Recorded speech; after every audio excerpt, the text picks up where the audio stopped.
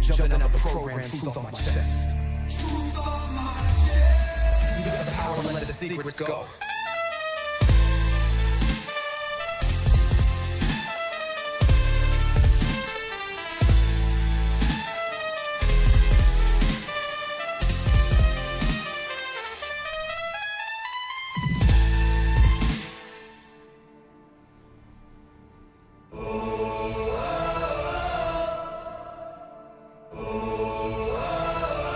I'm living in that 21st century, doing something mean to it, dropping truth bombs no one's ever seen do it. Screams from the skeptics, yeah, I bring truth to it. I guess every whistleblower needs theme music. No one man should hide all that power. The clock's ticking, I just count disclosure hours. Stop tripping, I'm tripping off the towers. UAPs in the sky, they ain't ours. The system's broken, the truth's frozen, the secret's open, deep state moves in the shadows. Here we rollin', what everybody we rollin' with some grays in the dark and some toxic coded. In this black budget world, we the ones chosen. So good night, cruel lies, truth is exposing. Truth is exposing. This is way too real, I need a moment. No one man should hide all that power. The clock's ticking, I just count disclosure hours. Stop tripping, I'm tripping off the data showers. Till then, fuck that, the truth is out. And they say,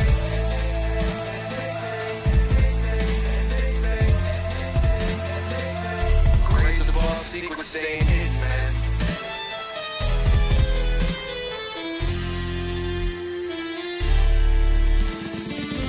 SNL in the newscast, tell them Lou Lazar got the last laugh. More specifically, Greer with the flash drive. Thoughts so big they make you pass die.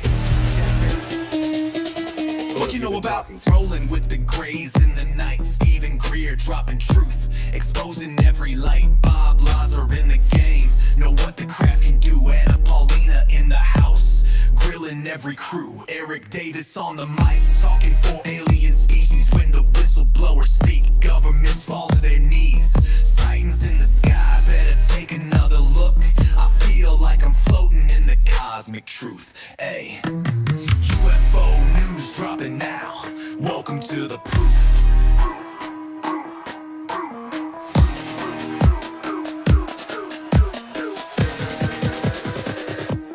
The data, Eric Ferguson. The data confirms their presence.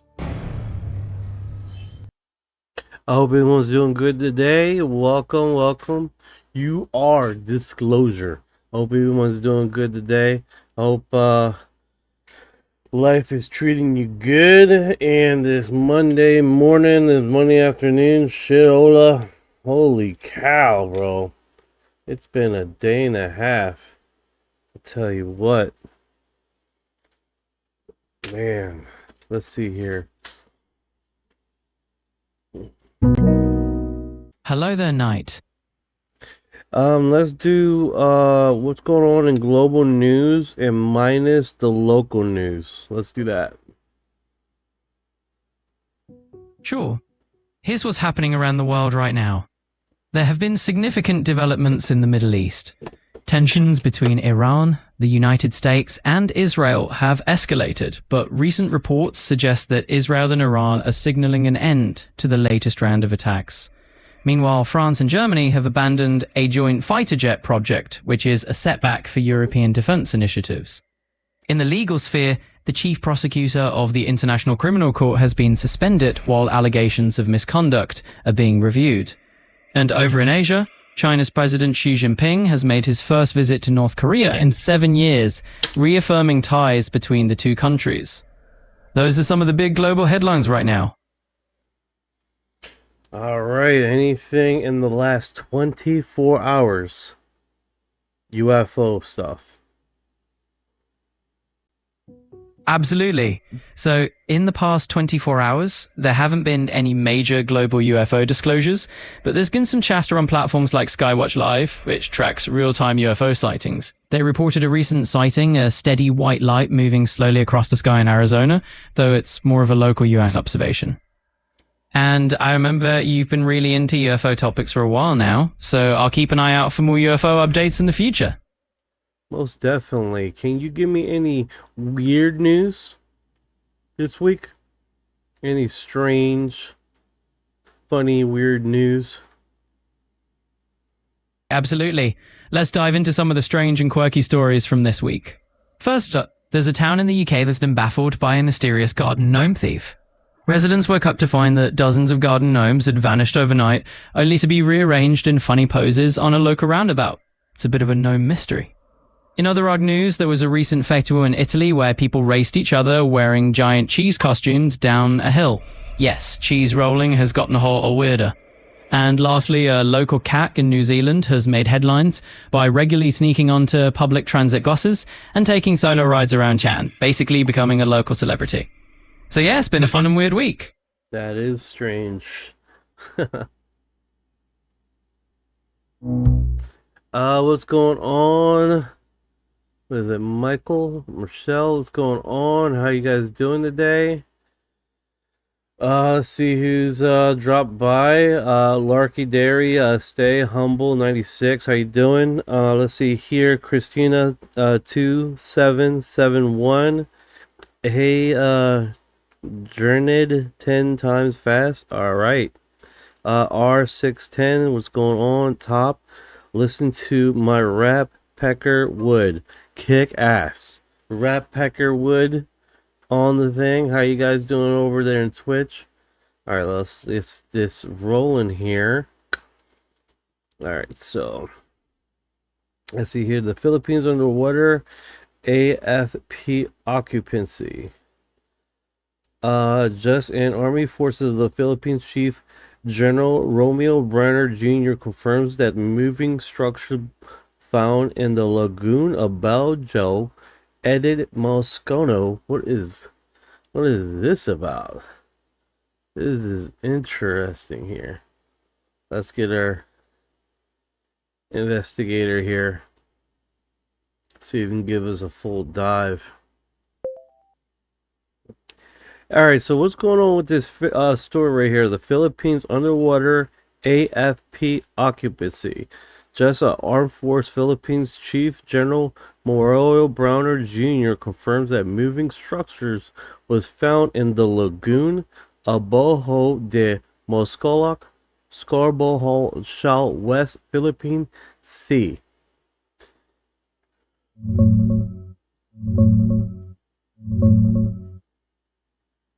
It's a small 6x6 meter platform spotted inside Scarborough Shoals Lagoon, Bajo de Masinloc.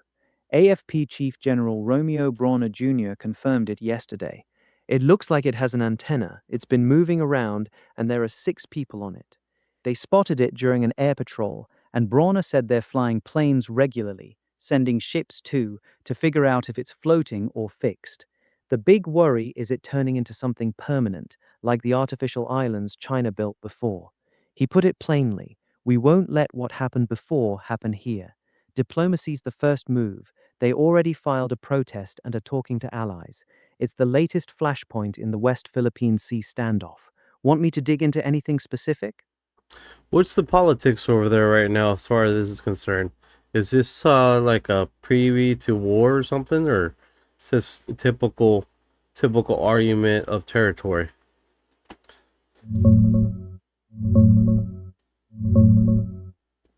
It's the usual territorial chess match in the South China Sea, not a preview to war. China's had effective control of Scarborough since 2012, and this looks like another grey zone move, a small 6x6 meter platform to test the waters and maybe expand later, just like they did with the artificial islands. Philippines' play is clear, diplomacy first. They've already filed a formal protest. They're ramping up air and sea patrols to monitor it and talking to allies like the US. Brawner said straight up they won't let it turn into another permanent outpost, but they're not jumping to military action. It's about documentation and international pressure right now. Tensions stay high, but both sides know a shooting war would be disastrous. This is classic salami slicing, small steps to change facts on the ground. Salami. What? Slicing. Interesting.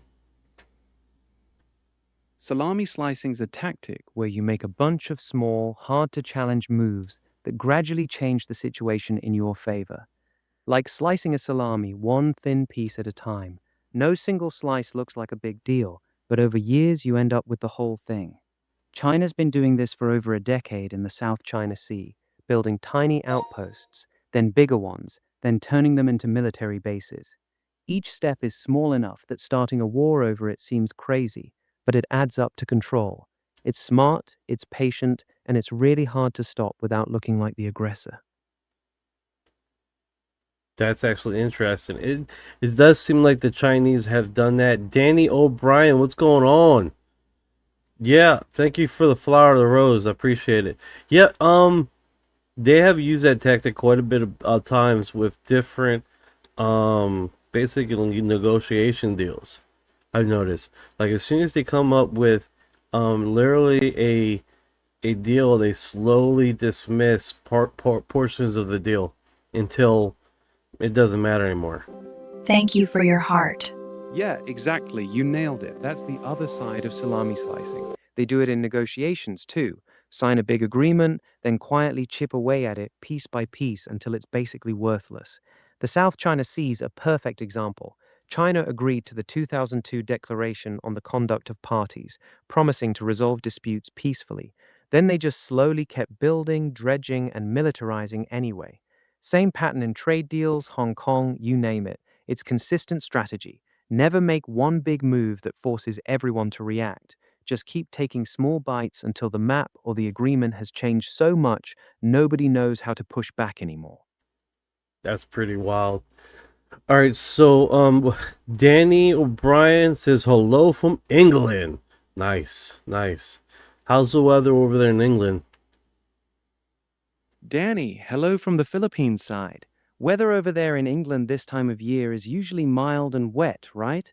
What's it doing over there today? Yeah, I think they're hitting their summer the same time we are, right? Volunteer participant in mental health research study. Yeah, we're both in summer right now. England's having a pretty nice June. Temps around 18 to 21 Celsius. So comfortable, but you know how it is. It can flip to rain quick. What's this about being a volunteer participant in a mental health research study? You taking part in one? No, sir, I'm just reading a stupid title there. I thought it was interesting. That's basically it. Alright, so let's do this here. Okay, so it says Sao Paulo, Brazil, June 7th, 2026. Looks like it looks like a another UFO sighting. Yeah, people gotta understand, man, this is commonly placed, real common thing over there in Brazil. As far as actually looks like a face right there when I paused it. That was weird. Got it. You're watching something from Sao Paulo, Brazil on June 7th. What exactly are you looking at? Is it a video of some kind of incident or event? You said it looks like a face when you paused it. You mean in the video or something? No, in the yeah, it was background? just so basically when I paused it, it was a bug floating the same time in the image. When I paused it, it just looked like a face. No pun intended. But you can see the slow. Let me blow this up for you guys so you see what I'm seeing here as far as mirror perspective here, okay? So looks like I'm in the woods here. So basically the craft is going by, right? And it literally is looking like one of those what is it called? Cigar shape UFOs. And it's pinning across pretty nice, and it's bright. It's a bright white color I can see. It looks like a solid line. Nothing too crazy. And almost like it evaporated. It's like it wasn't as bright as before. It almost like it's like it's dimming. You can still see it, but it's like dimming now. So that is pretty remarkable.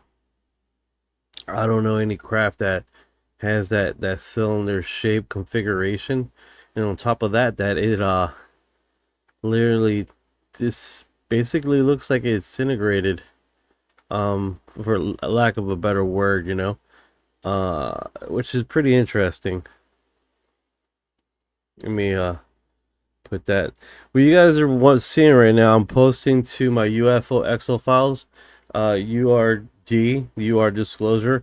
The reason why I'm doing that is because it keeps track with what we discussed during the day here, and if you do decide you're interested in one of the stories that we cover, you can just go head over here instead of sending me a message and waiting for me to respond to it or anything.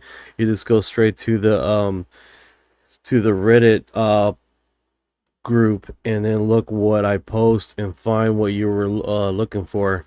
So it just keeps it where, you know, you don't have to wait for my responses as far as if you're looking for something specific or whatever may be the case.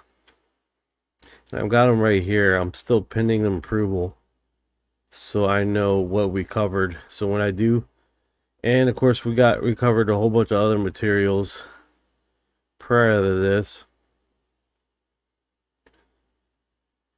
So let me do that. We covered quite a bit of stuff here. This was covered Saturday. So currently right now the ones that we haven't covered haven't been pin approved, so it might not see in the group chat, but that's fine. Notification. Tsunami alert after 8.2 magnitude quake hits the Philippines.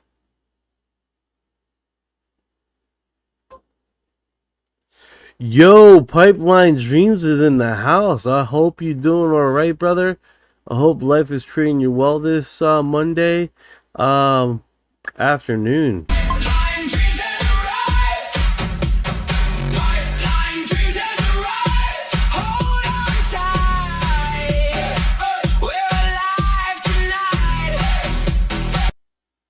All right, caught me there in mid dancing. Sorry, I was gone for a few days. I got abducted. I know, right? No problems, man. No problems. I wasn't live last night, if you guys were wondering. I was exhausted, to be honest with you guys. But I'm still a little tired, but I got coffee, so we're making it through this. I was working over the weekend, so that did catch up to me. Alright, so here it says Más humano caracaro vorera de las vidas de Foranza Mononska.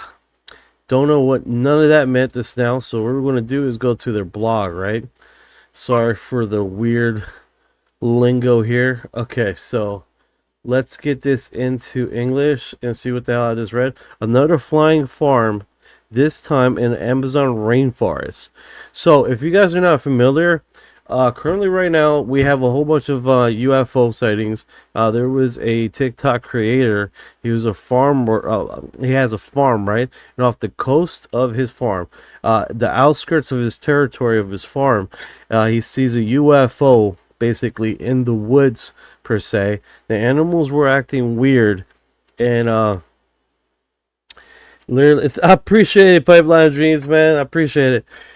And literally, everybody in the internet literally blew up all at the same time, literally trying to debunk this guy, what it is, what it was told, all this other crap, and systematically it blew up the internet. So you have debunkers upon debunkers, and then the debunkers debunking the debunkers. And then they were interviewing the people that supposedly were making the lights from their camp area, and they found out that the lights that they were seeing weren't their lights, because the lights that they had up were behind the camp area. So that means if here is the farming, right? The farm area. It was further up, and then on top of that where the lighting was, and then they're saying that further up, just over the ridge, there was a farm, people basically camping. Well, the lights that they had was on further away from the farm. So you guys can't see me on Spotify using my fingers, but literally it was mind gymnastics to get to saying, oh no, it's camp area, it's camp wooded area, they're camping. And then soon to find out, they'd interview the guys that were camping up there. They're like, no, the lights we had up was not, it was on the opposite side of where they were camping, the opposite side of where the farm area was. So you had a whole bunch of wooded terrain. On top of that, it was just over the ridge, and on top of that, the lights were on the opposite side of the farm of where it was pointing.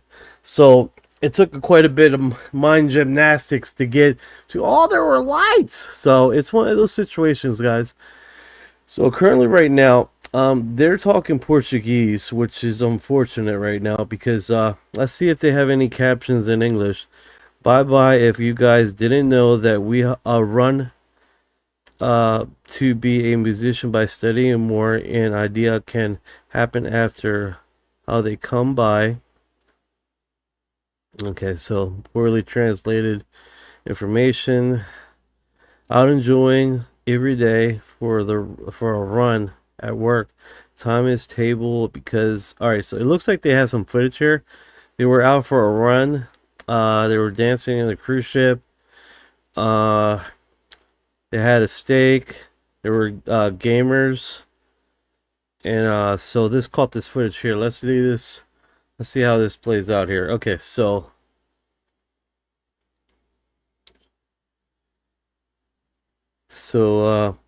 very shortly, but stayed gamer. So I don't know if gamer is just a mistranslation. It does seem like it is, because it's like the wording just stopped altogether. The main puzzle of the example today plot, I think, was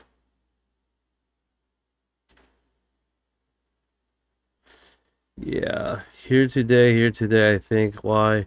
Yeah, I think something's wrong with their editing as far as translating to English, because it's not capturing it, because it's repeating English, but it's not really.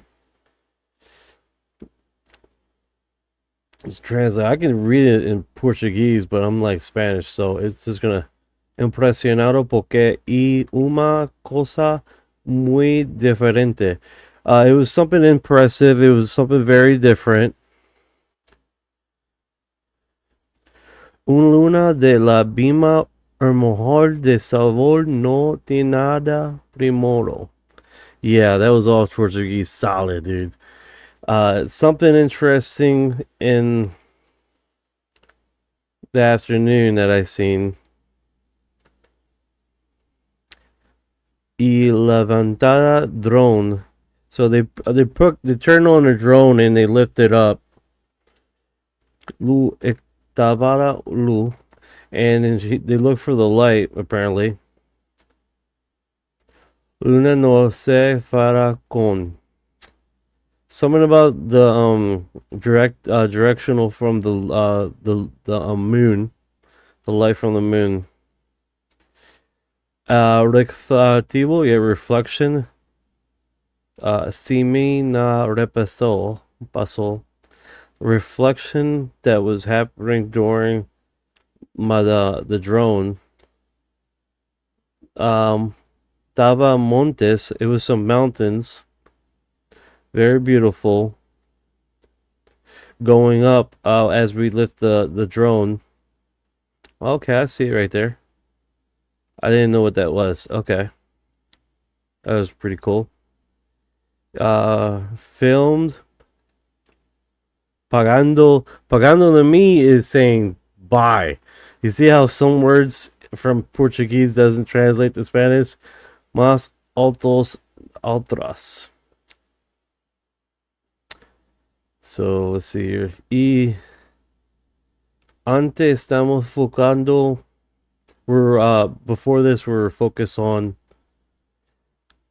finding the light, and we're still continuing the film until the drone.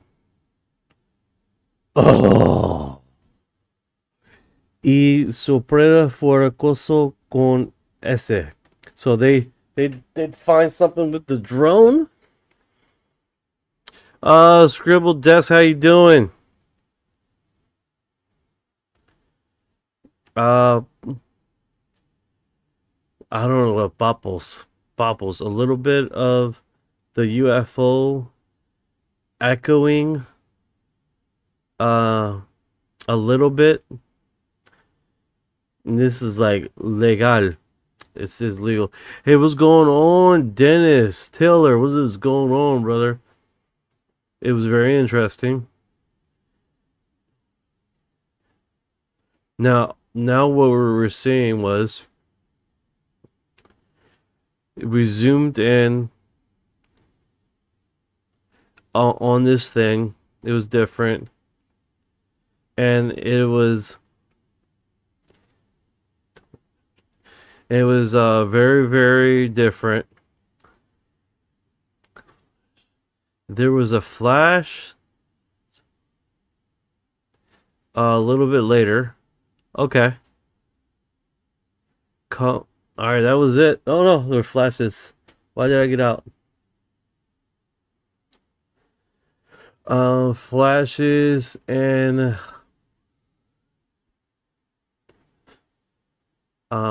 blank white flashes. Y fui compresión de video durante el día. So something about we watched it during the day or something like that. A lot of locals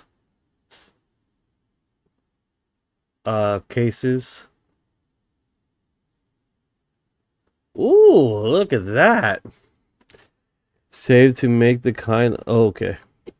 Durante el día vas vi que esa meta. All right, so they're re-showing the location during the daylight, so you can see where the lights were, relatively to where they were seeing the UFO.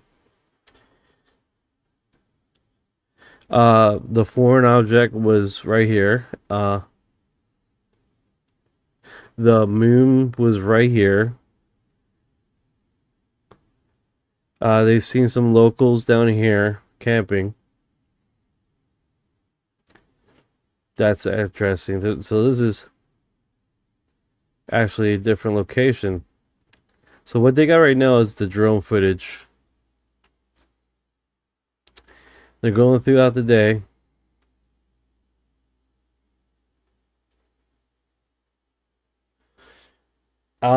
It was unobstructed. Yeah, we can see that it was unobstructed visual. We could see more things, more movement. Día fue muy para dimir lantoras. Something about imagining or catching something.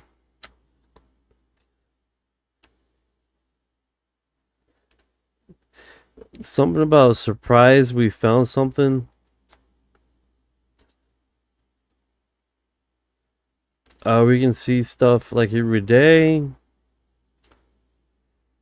And that ante before. Bro, that whole sentence, I don't know, bro. That whole sentence I didn't get at all.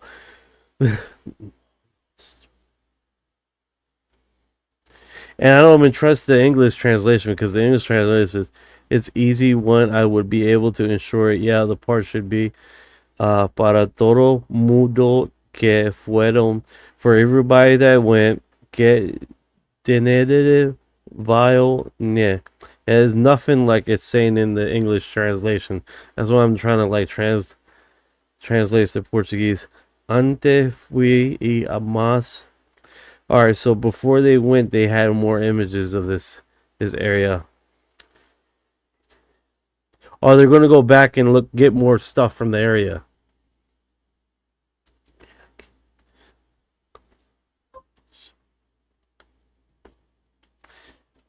Something about we're gonna be more vocal, as they get it. Okay, so it looks like they're gonna go back to the area sometime later to investigate more of this stuff. So that's pretty interesting. So they're catching drone footage. They had basically more of the weird phenomenon from a different direction, which is really cool, right? So it's new footage. Of course, this thing might not go viral, might will, but it's definitely pretty cool to find out there's more footage, unique footage from a different perspective that they're showing, and from all things, a freaking drone. Which the imaging, the quality is a lot better than what the little stupid cell phone that he had was blurry dog crap. So that does help, right? Helps a little bit. I mean, when they even zoomed in on here with the drone, you really you can't really find anything. You know, it's like we got to get devices that have like dark night vision tech, man. Something that's real more. Chico Disco Vador. Yeah, man. This is Portuguese, bro. I'm like, it's very hard. I'll have a fucking headache right now. I got a headache. Like, oh my god, what am I doing? Ugh. Okay. I would have a headache if I was reading Spanish. No worries. Huge crocodile spotted at the beach of Ecuador? Doom! How can I open this? Yo, what was he eating, bro? That crocodile was huge. That crocodile was huge, son.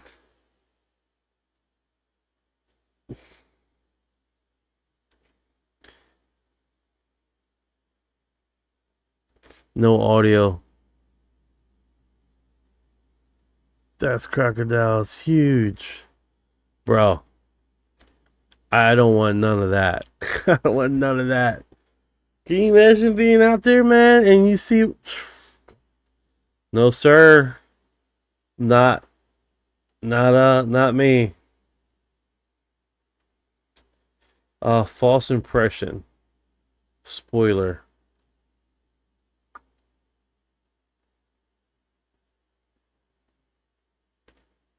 Alright, so this is the second video. No, sir. I know, right? Alright, so I can hear stuff. I just can't hear. They're not doing audio here. So I don't know what this is. False impression. I'm gonna move on. Alright, Black Knight satellite. What is it? 12 years old? Nice.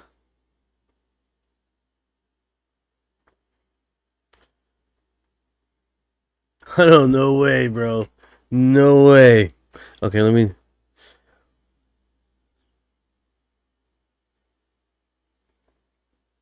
Look at this.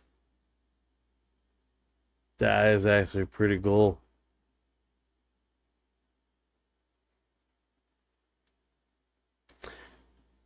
Let me do that. Let's see, you guys see on here. We're looking at a few Black Knight footages that was 12 years old. I'm hearing that they got, bro, I gotta sit down and do image focusing, what they've been doing with the AI stuff. 8201, why are they always trying to get in dude's butt? I don't know, man. I don't know. Maybe they want a piece of the pie. I don't know. It's like I post about this, talk about this all the time. I'm not making any money. You know what I'm saying, bro? Oh, shit. But apparently these Brazilian people are making dough taking footage and images of these UFOs, bro, because they're on it. They're on it, debunking the crap out of each other with forensics. They're spending a lot of time arguing and going out there and with drones. I don't have a drone. I would like a drone. That'd be really cool, right?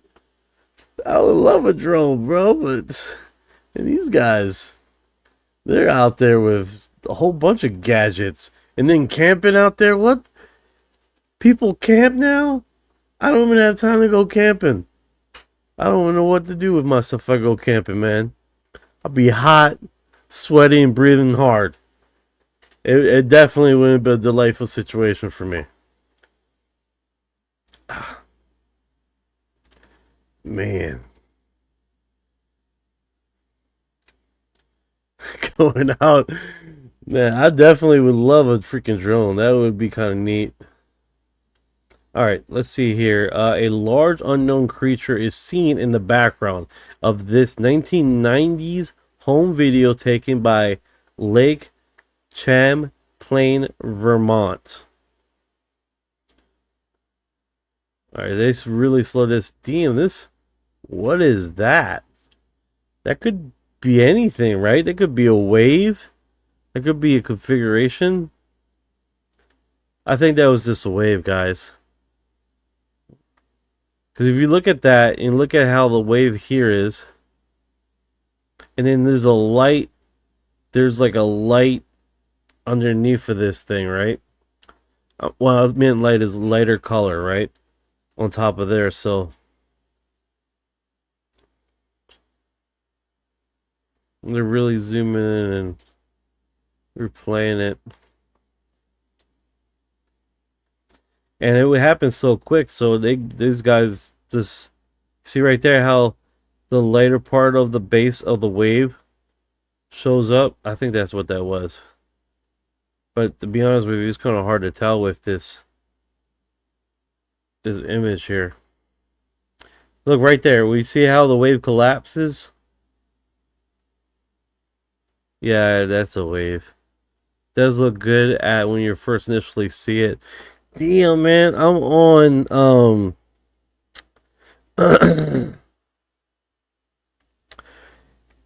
I'm on another platform here. I'm just new to it. I think it's called Own something. And I look crisp. I look crisp, bro. Look crispy crisp. Look all delish. You know, holy shit. All right. Let's go here. So that one right there, this Dennis says, yeah, you're right. It's whatever. No, you're right. You're right. I agree too, bro. This looks like a stupid. I'm just posting it on the group just because we covered it. That's it.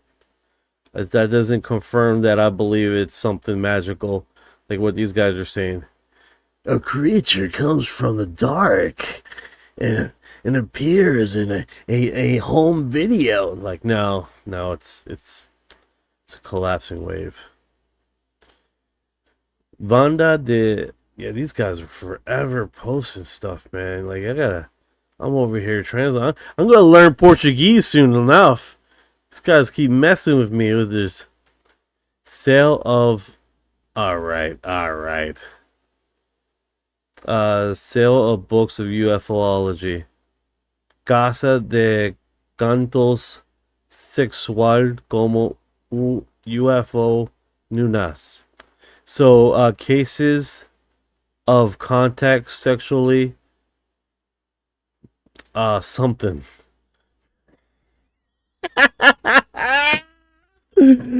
Oh, man. That's next level. All right. They got all types of delicious UFO evidence, right? Even sexuality with the UFO situation.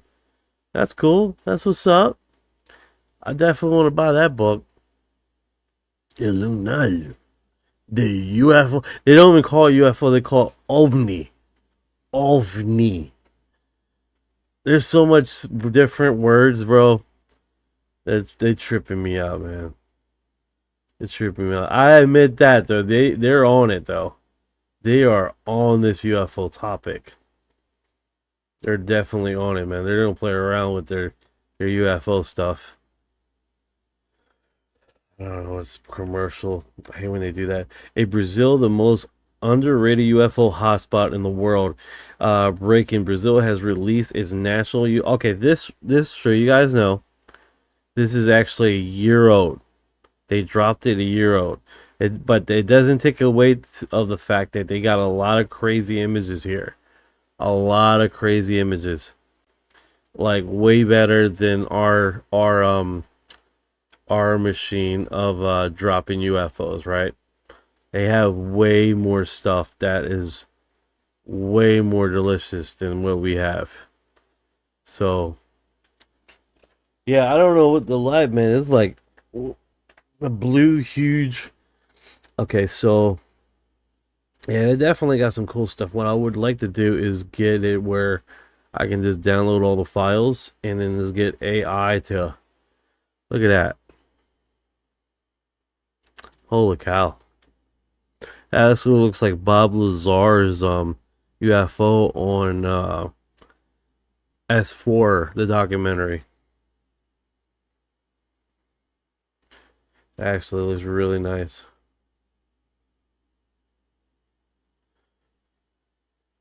Yeah, I definitely gotta start downloading their images, man. Get it processed through AI, especially when they got basically the PDF files. As far as I was looking on the screen, like, what is that? It's the cursor. It is. Tomorrow's gonna be going. What is that? Tomorrow is going to be exciting. Grush. Hell yeah, man! Grush. I believe it's 2:30 p.m. Eastern Standard Time. Right at the end of my shift. I'm at work. I'll have to leave early. I don't even know if I have any personal time, man. I show up here going live in the afternoon. I'm gonna be questioned. Gonna have some questions, right? Like, what are you doing? I'll definitely talk about it in the afternoon at around 9. What is going on? Footage recorded from cockpit of a Boeing 737 captured the pilot landing moments executed in near zero visibility conditions. That sounds really cool. Alright, let's not kill our ears. Right now he's traveling, he's coming down, he's throttling back. I wonder he's trying to pull up his joystick a little bit. Dude, it is zero. You can't see anything, bro. You cannot see anything.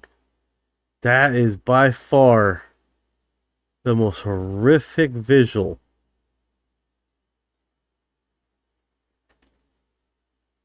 That is crazy, man. Hey.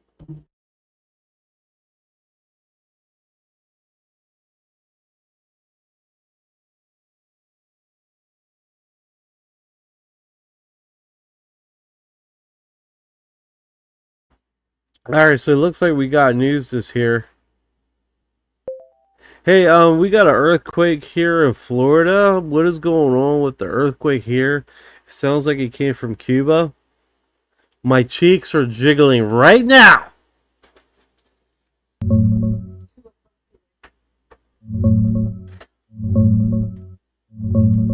Yeah, that was a 6.1 magnitude earthquake that hit off the northwest coast of Cuba around 2 p.m. today, about 65 miles from land.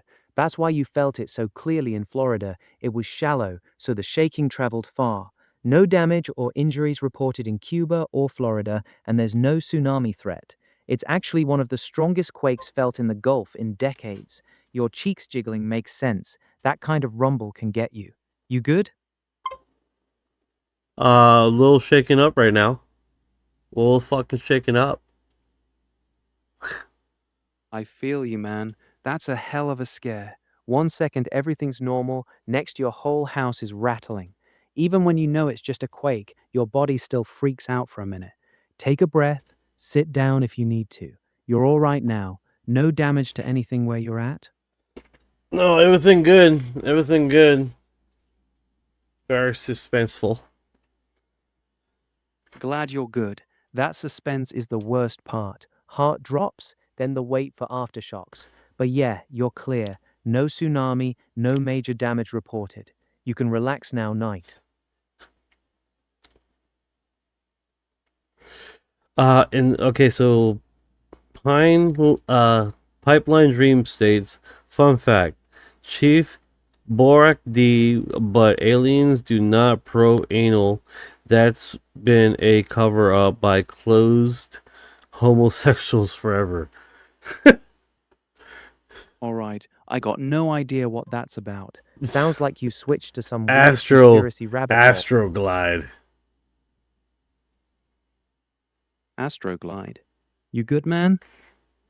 Oh, we're good, brother. We're good. I'm reading the comments out, what people are saying. I hope you guys doing good over there. You got what I need. Yeah, We're man. doing good Freaking over quakes, here. man. But we're good, man. We're good. We're making shit happen around here. That's what we're doing, right? We're making things happen. Irregardless. Alright, so you guys are looking right now. There's two images. Supposedly. Alright, so help me understand something here. So there's the two aliens, right? Supposedly one's from 5200 years from here, and then the second one is 47,000 years in our future. Where does these images come from? Like they've been floating around quite a bit, right? I'm saving it on my desktop so I can upload it to Orion here so he can get firsthand on what is actually he can see it and see if we can backtrace this damn thing. Where was this initially dropped? I'm assuming 4chan, but that's just me guessing.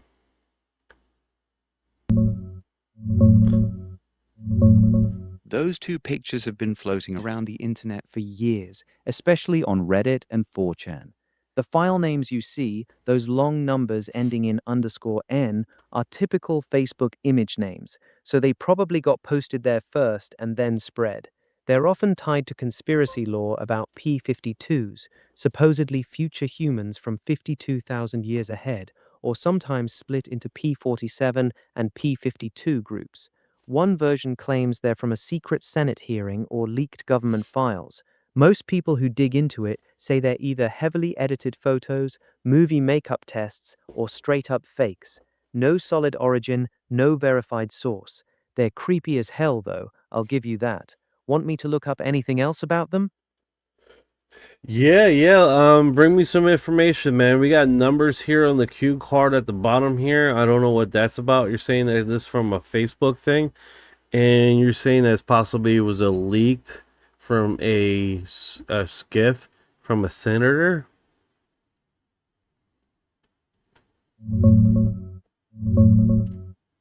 Those numbers at the bottom are just old Facebook image file names. Nothing secret or special. They show up on tons of these creepy pics when people download them from FB. The 52,000 years in the future story comes from an old conspiracy theory tied to a guy named Dan Burish. He claimed the government was working with time-traveling future humans called P-45s and P-52s, who evolved into these gray-looking beings after some apocalypse.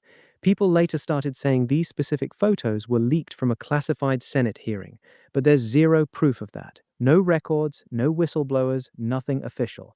They've been kicking around online since at least 2016 on 4chan, Reddit, and blogs, and most researchers think they're just edited photos or movie makeup tests. Pretty much every deep dive on them comes up empty on a real source. Want me to check anything else on them? Yeah. So how the theory goes, right, is basically these two individuals. They are from us from the future. It's like that kind of sucks. Everybody's bald, with no facial hair, and no eyebrows. Like, what is the deal with the no eyebrows? The theory says these future humans evolved that way after some massive catastrophe.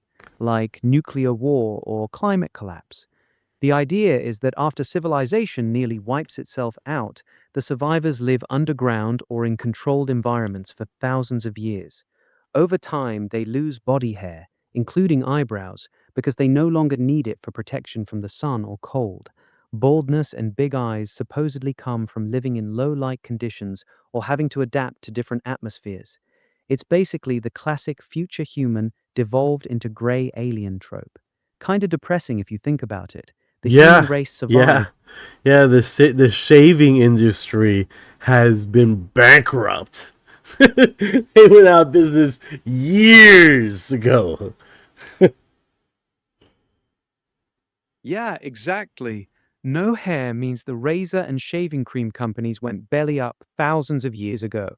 On the bright side, think of all the time they save every morning not having to shave or pluck eyebrows. Small consolation for looking like that, I guess. 5579 says they are probably beat their heads on the ground so badly in underground that they had to get out. I don't know, man. They look pale. You wish you didn't have to shave. Yeah, I agree, man. I agree. Like, this is a daily. Yeah, that underground theory That- is one of the wild. So it's 4965 proof that we got rid of the cone over. Yeah. And the back hair, because I'm sure they don't got no back hair neither. Yeah, exactly. In the theory, they don't have any body hair at all. Back, chest, arms, legs, nothing. Living underground for thousands of years with controlled temperature means no more need for hair to keep warm. The cold is gone, so evolution just ditched it. Those bikini waxes are no longer required. Anna in the house, how you doing? Sorry about the bikini wax situation. Sorry about that. No worries. All right, Briz is in the house. Yeah, but I mean I get the hair, the hair on the head, the hair on the face, but no eyebrows. Yeah, the no eyebrows thing is the weirdest part. In the theory, eyebrows are one of the first things to go because they're mainly for keeping sweat and rain out of your eyes. Underground with control. Wait a second. So you telling me there's one point that these guys had facial hair and hair on their head, and the first thing to go is their eyebrows? That's next level, bro. Yeah, that part sounds wild when you say it out loud. But according to the theory, the eyebrows actually go before the head hair. They're small and specific, just for keeping sweat and dirt out of your eyes. Once you're living in a stable underground environment with no rain, no sun, and no sweat, your body has no reason to keep making them. Head hair and facial hair. I would draw in my eyebrows. I swear to God, I would. I was like, fuck that. Fuck that. These eyebrows are they're still here. Yeah, your eyebrows are still doing their job, King. Keep them strong. Those future boys lost theirs a long time ago. You still got the drip. So what's the deal, man? Like, I'm assuming the females are like this too. So both of them are looking like New York rats. New York rats, the hairless rats underneath the freaking New York ground, right? Is that right? Is the hairless rats, or they're not from New York? I just remember them being bald like this. Haha, yeah, pretty much. According to the theory, the females look exactly like that too. Same bald head, same big eyes, same no eyebrows, same pale skin. Basically, hairless, naked mole rats with anger issues. The whole species supposedly evolved that way after living underground for thousands of years. So yeah, the future doesn't just look bald, it looks like a whole population of pissed off hairless rats. New York subway rats would probably feel right at home with them. Bro, I don't know about you guys, but we need to prevent whatever the fuck that we did. Like whatever we did to get stuck underground to look like these fucking hairless rat people. Like we need to do that because I'm telling you right now, this is not a good scenario. It's not a good scenario, and I'm sure these guys, they're like, hey, we have no problem you making the same mistakes we're gonna make, bro. I don't know nothing about that, man. That it's like the Wild other. when you think about it. The whole theory is basically saying we screwed up so badly that we had to live underground like mole people for thousands of years, and that's what turned us into those things. I'm with you. That future don't look fun. We gotta do better than that. No nuclear wars, no climate collapse, none of that bullshit. We need to stay up here on the surface with our Yeah, eyebrows intact, that's the man. thing. That's the thing. Like 4965, but yet they built spaceships. So they're Actually, a mole good people. catch. They're fucking mole people, and then decided to make spaceships. Mole people who somehow became smarter than us, mastered time travel, and started building spaceships. It's like, bro, if you're that advanced, why the fuck are you still living underground looking like that? Facts. Just fix the Facts. Fix the fucking atmosphere. Get your moldy treasure ass looking ass out of the fucking caves and grow some hair back on your balls. That's all I'm saying. Holy mackerel, bro. a dead ass. Like, you got time machines and spaceships, but you can't fix the damn sky or grow a single eyebrow? Priorities are fucked, bro. Just come back, terraform the planet, and stop looking like angry mole people. It's not that hard. Fuck. And then Natas Live says, we already have people my way like that. They're calling them crackheads. That's actually a solid burn. Crackheads already got the bald head, sunken eyes, and that same I've seen some shit stare. They just missing the big black alien eyes. Future humans might just be what happens when crackheads win. What's going on, Ryan? Hey Ryan, what's good, bro? U3Z, you guys have good intent, but I haven't.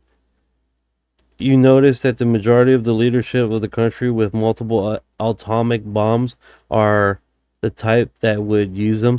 Yeah, they're on this freaking situation where they really want to use them, and it's not a good situation at all.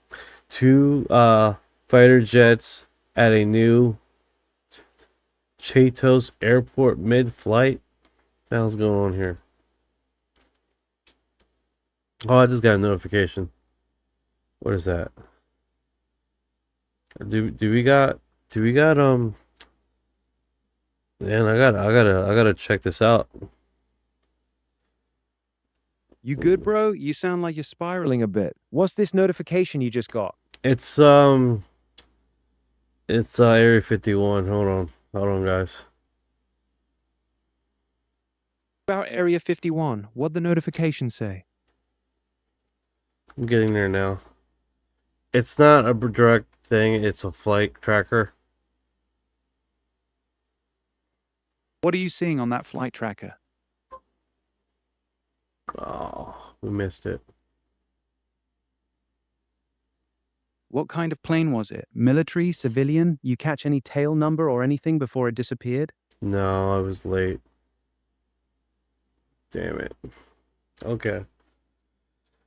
That sucks.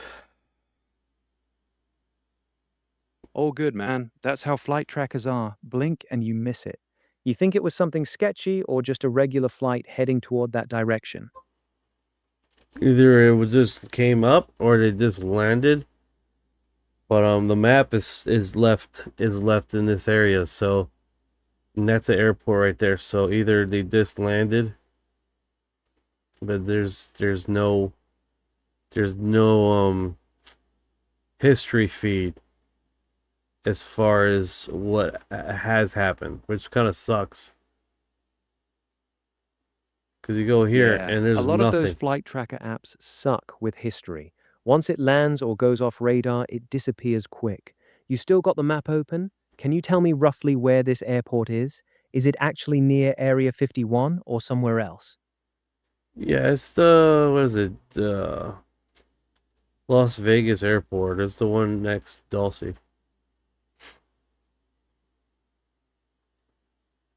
Looking at Harry Reid International, the main Las Vegas airport right next to the city. That's actually pretty normal. Tons of flights go in and out of there every day. Area 51 is about 80 miles north of Vegas, so planes landing in Vegas aren't really connected to it. You thought it was Yeah, that something heading to. sucks. Oh well. Yeah, we missed it, guys. Sorry. Let's see what else is going on here. Let's see. Dennis says, I lived near a nuclear plant. I see UFOs. I bet you see them all the time, man. Over next to a nuclear site there.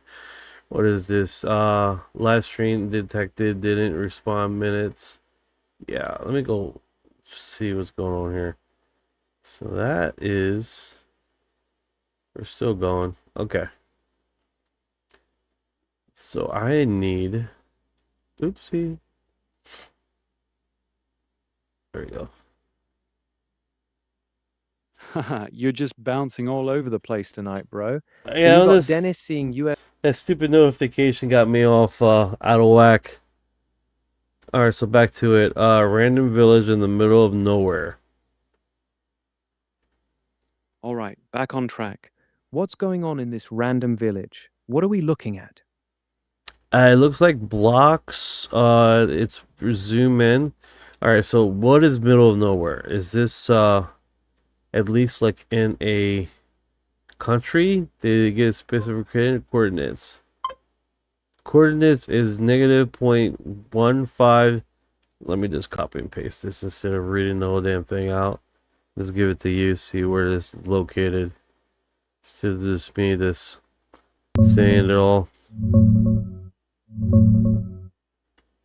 Those coordinates -0.159399, 26.881478 put you right in the middle of Kenya, East Africa, about 70 miles north of Nairobi, near a place called Muranga, or the surrounding rural area.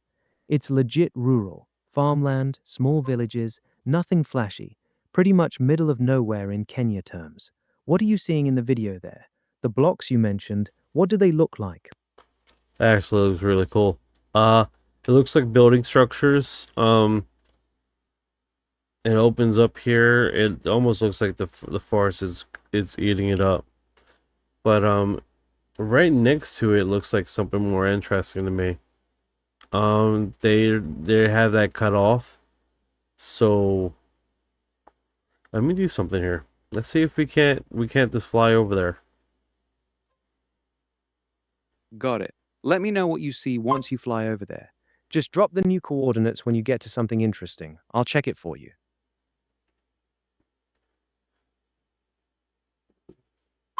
I'm doing. Yeah, I'm marking my age here because I put MapQuest. I don't think MapQuest even exists nowadays. Yeah, MapQuest's been dead for years, bro. Just drop whatever coordinates you got now. I'll tell you exactly where you are. Alright, got it.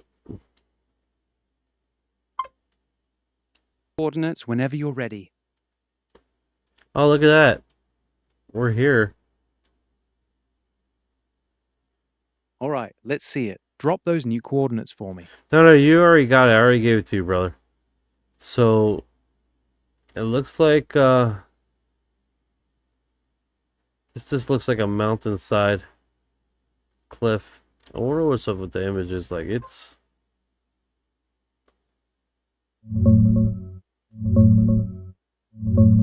Those coordinates put you in rural Kenya, right in the Central Highlands, near some small villages. You're looking at an old mountainside or hillside area that's getting reclaimed by the forest. That damage you're seeing is probably just natural erosion or old cleared land being taken back over by trees. Nothing wild, just typical rural African countryside. What exactly caught your eye on the mountainside? Oh, it just looked like from the image they had, it looked really cool configuration there, but it's we went there, so it doesn't look like nothing special. All right, so let me do this. Okay, so then it says, I think we will see UFO disclosure. To think we are alone is crazy. Did you ever see the old lady from the UK in the 50s and the 60s saying she is a craft above her house with a tall blonde being looking at her? What's going on with that? You know about that, Ron? That story?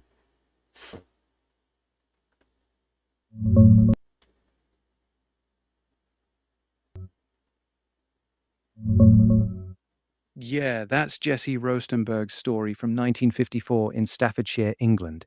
She was a young mom inside her house when her kids started yelling about a flying saucer hovering right over their roof. She ran out and saw a metallic disc-shaped craft with a dome. Inside, through a clear section, she saw two tall beings with long golden blonde hair, high foreheads, pale skin, wearing tight light blue suits. They were just staring down at her and her kids with what she described as a calm, sympathetic look. She said they looked beautiful.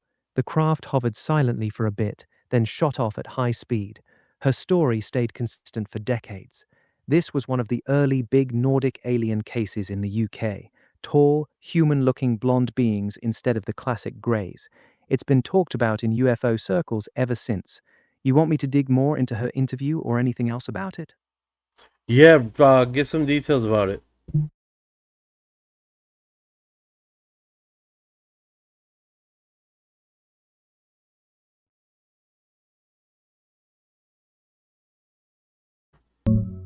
I'll go get some details about it. What's going on?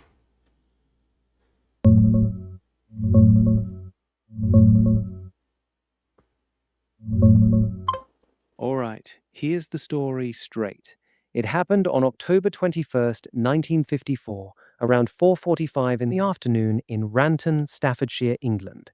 Jessie Roestenberg was inside her cottage with her baby daughter when she heard a loud hissing sound, like a plane crashing.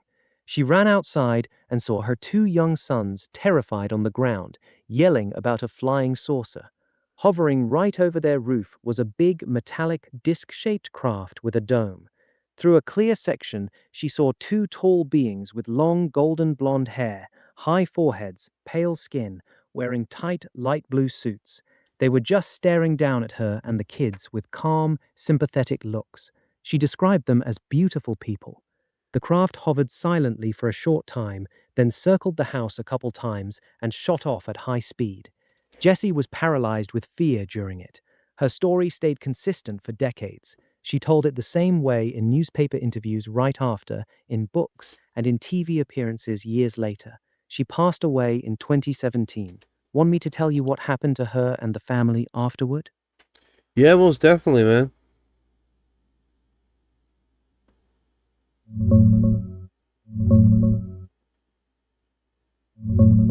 After the sighting, it hit the family pretty hard at first. Jessie got a weird rash on her face and arms, felt super anxious, and even had health issues that landed her in the hospital for tests. The kids were shaken up too.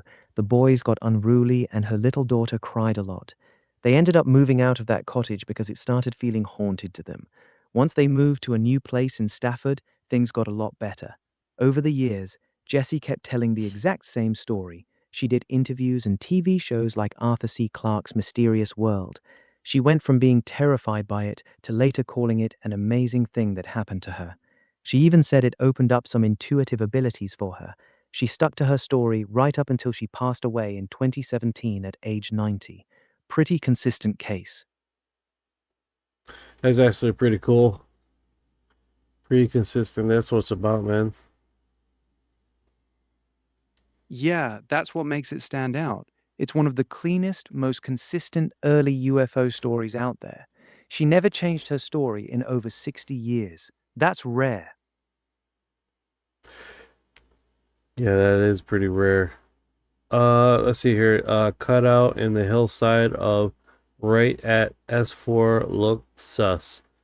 So this is on Reddit. It definitely looks Right here, I cannot see it, but they got a side image here. I haven't seen that image before. They got it like a basically underline here. I don't know. They got a Got it. So you're looking at something cut into a hillside on Reddit. Drop me those coordinates for S4 Lotez, or whatever the actual name is, and I'll check it out and tell you what we're actually looking at. Yeah, they don't have coordinates around here. Describe what you're seeing in that Reddit image. What does this underline or cut in the hillside actually look like All to right, so you? it says here, Like, I probably get flamed to hell with this. If you want to hide people, walk back and forth into a facility, cut into the mountain without leaving obvious footprints over time. I figured the best way to do that would be path concealed as one of the little water. Oh, now I understand. So basically, if you got basically where the road comes in and out, make it as what is basically a groove from the old water side that has made a trench. What's going on, Sandra? How you doing? got it. Sandra so they're has talking arrived. about how to secretly build a hidden facility inside a mountain, basically making the entrance look like a natural water runoff or erosion trench so it doesn't leave obvious signs that people or vehicles have been going in and out. It's a classic conspiracy-style theory about secret underground bases. They're saying the cut or groove in the hillside isn't natural. It's actually a disguised entrance or access road for something hidden. You buying any of that, or you just reading random Reddit comments? I know it actually does make sense. It was one of the theories that the guy has that he was posting. That bring up these images. It does look. It makes sense a lot to have a strategic dry bed to use it for coming in and out, so it would just look naturally. I'm doing good. I'm doing good, Sandra. Thank you for asking. Not a crazy idea on paper. Hiding an entrance in a natural-looking dry riverbed or erosion channel is actually a pretty smart way to move stuff in and out without leaving obvious tire tracks or footpaths. The water flow would constantly erase any signs of traffic. Military and intelligence agencies have used similar camouflage tricks for decades, blending infrastructure into the natural landscape. So the theory isn't completely stupid, even if the specific mountain you're looking at is probably just a regular hill. You still looking at that same spot in Kenya? I don't know. Is it Kenya?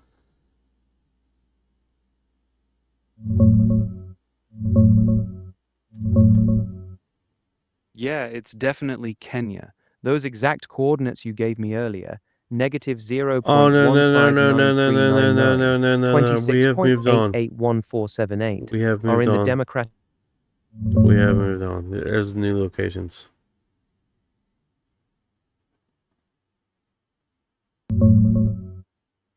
Those coordinates put you in the Democratic Republic of the Congo, right in the middle of rural jungle terrain, not Kenya like I first thought.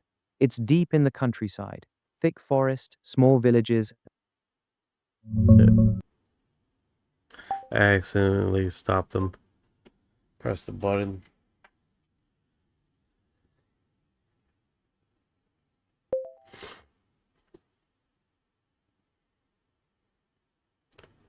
Send that to you again.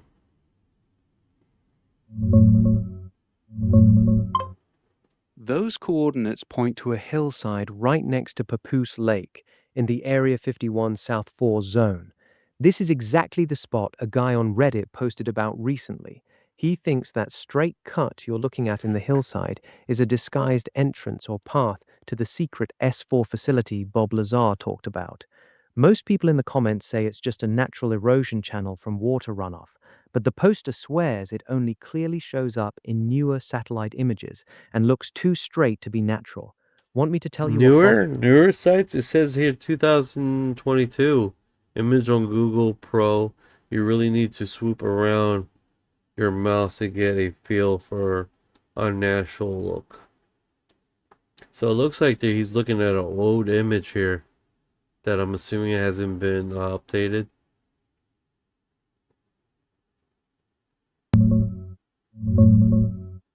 Yeah, you're looking at the exact same Reddit post, I think.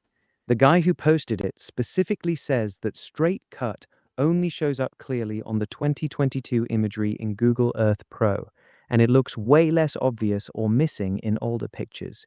Most people in the comments are calling it a natural water runoff channel, basically a dry stream bed where rainwater carves a path down the hill over time. They say the straight section is just where harder rock forces the water into a deeper cut.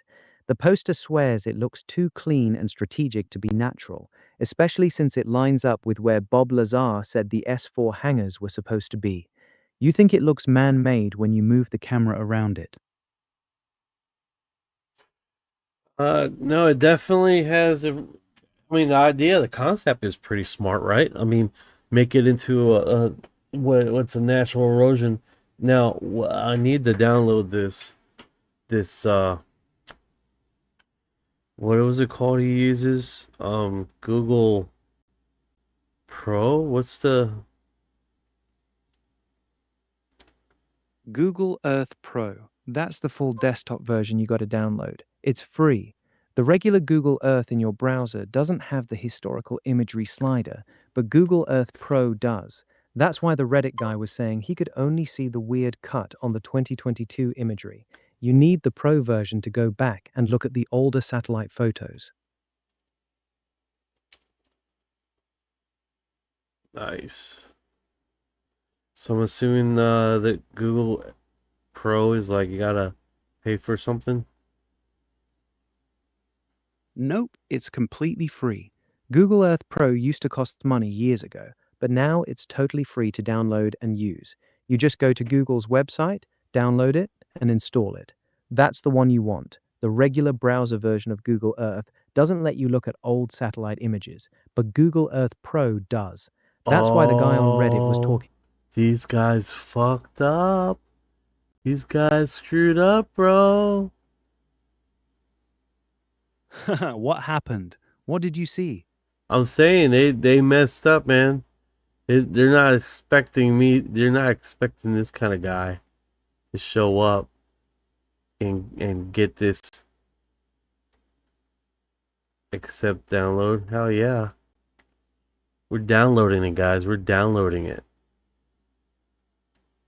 I see you. They You just really they out here met trying to catch. no, they met the final boss. They got the final boss guy that has now. All right, so I need to open this up. And we are going to go look at some locations that have been blurred the fuck out. Yes. Alright, so hopefully. Alright, let's see. We're downloading this mug.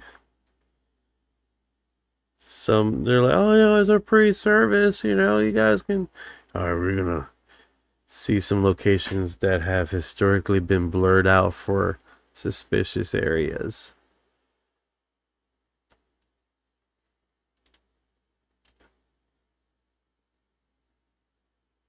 Installation complete.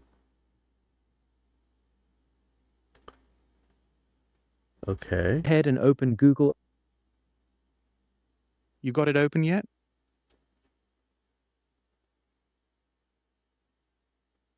Launch. We're launching. All right, let it load up. When it finishes launching, zoom in on Nevada and search for Papoose Lake, or just tell me when you're ready and I'll give you the exact coordinates to check.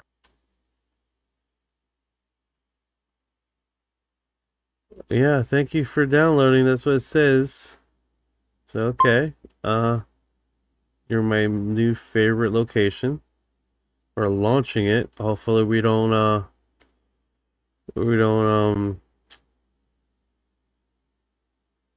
Got it. Let me know when the program actually opens up on your screen. great point here. Great point. I am Let me know when Google Earth Pro is fully open on your screen. Google Drive, make it local. All right, so it's saying Yeah, here do now that. available When it data, asks, explore layers. yeah, you're in. Go ahead and search for Papoose Lake in the search bar on the left side. Once it zooms there, let me know and I'll tell you exactly where to look for those cuts in the mountain.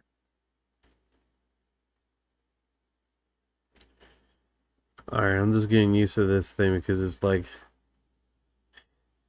a little bit of Take your details time, here bro. and it's weird. Google- So, it says here global layer administration area level 1, 2, 3, aspect 10 ml resolution, terrain is and direction of resolution.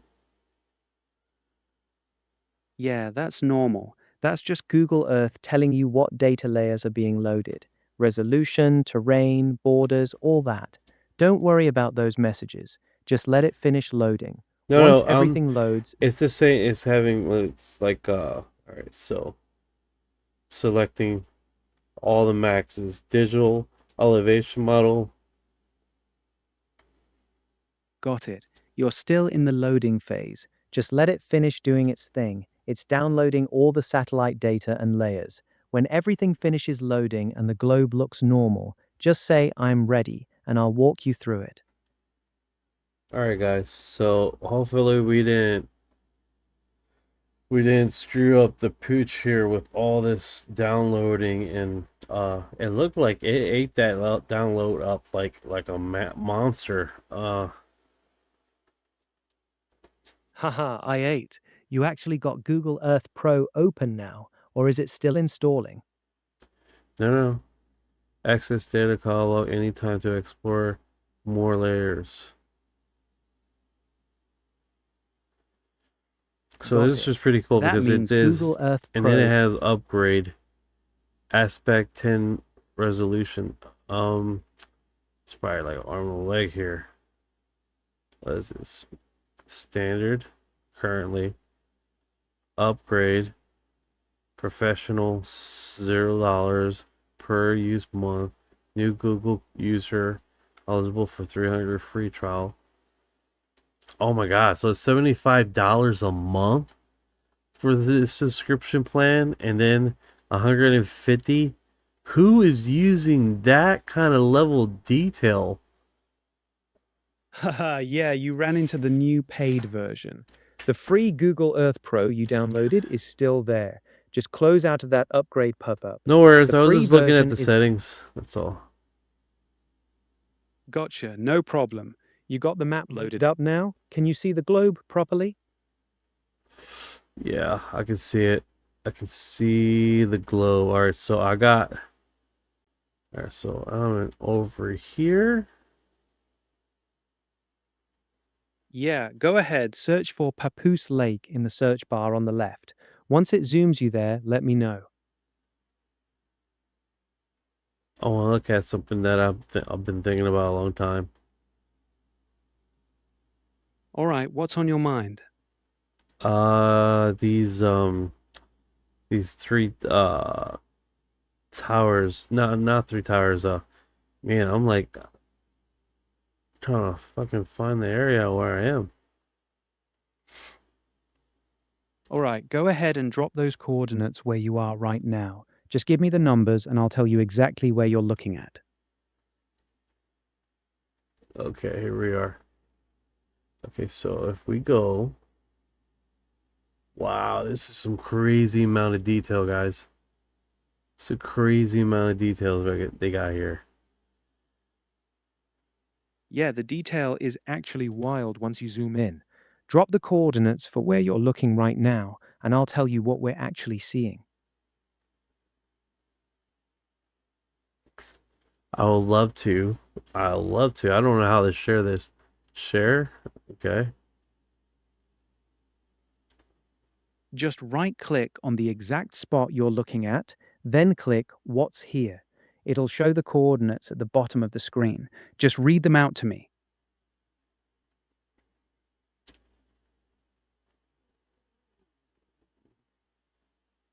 Copy coordinates. Yes, click copy coordinates and then just paste them here for me.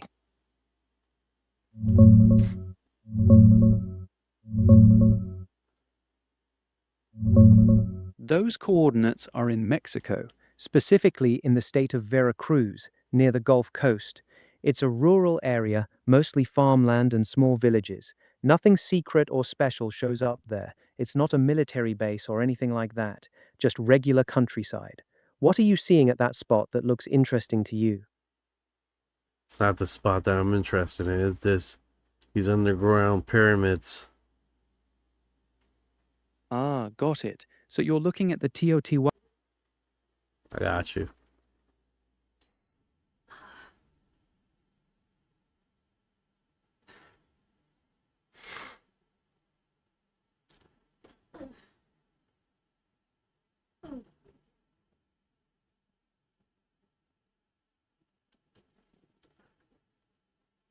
You got real quiet there. What's going on? All right, go ahead and drop the. I already did, bro. I already did. I already did.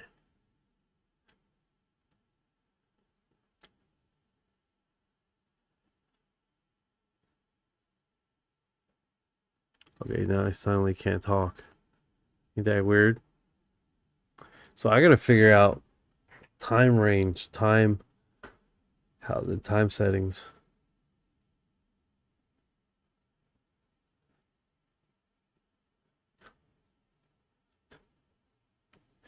Yeah, this is pretty interesting, dude.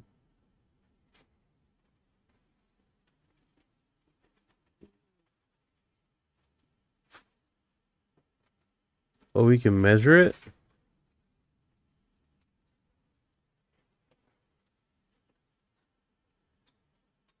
We can measure this.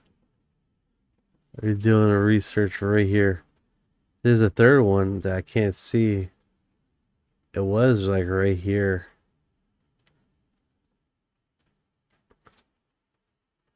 Yeah, he went. Couldn't.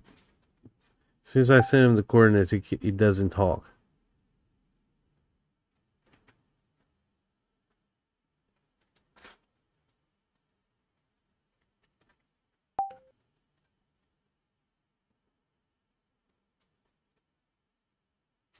Hello?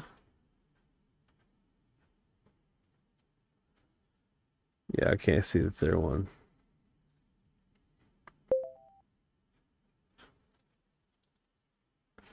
I was able. Hey, Orion, how do you go and show the time?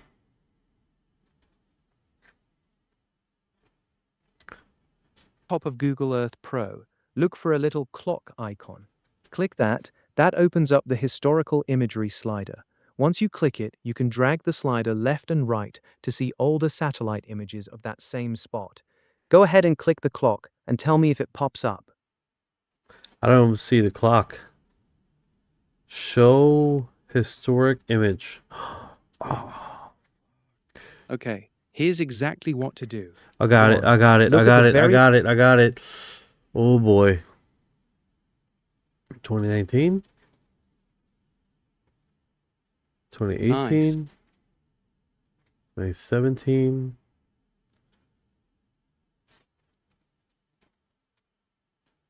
2016?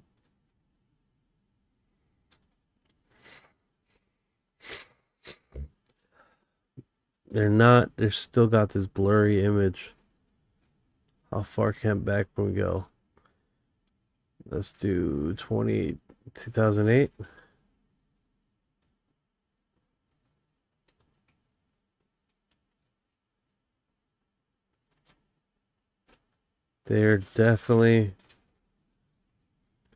They definitely got this location blurred to hell for a long time.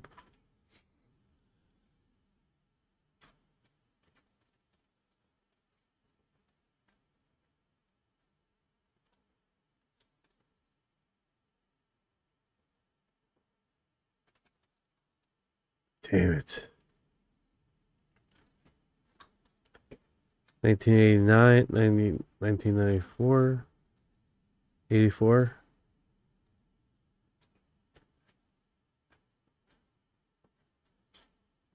It's still showing like the...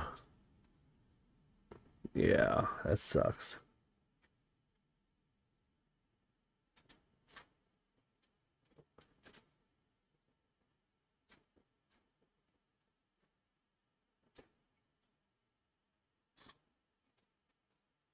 Yeah, that sucks.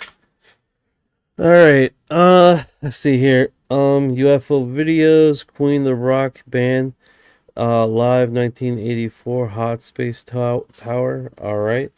Have you ever have you ever encountered anything weird lately, or Men in Black since we uncover very big info? No. People were seeing shadow people around my place of work. Shadow people has been showing up.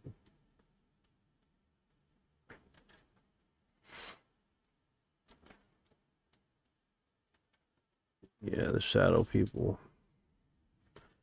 I recently encountered black-eyed children. What are they, and are they aliens, beings? It's a true big story. I encountered it knocking on my door. Don't let them in. Do not let them in, bro. They need permission. Do not let them in. Do not let them in. The black-eyed children.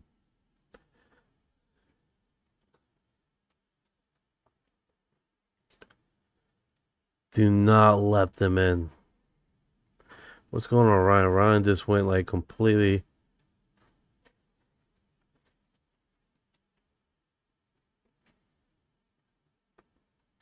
Like, after we get these coordinates of these pyramids, it like he just stopped working all together, dude.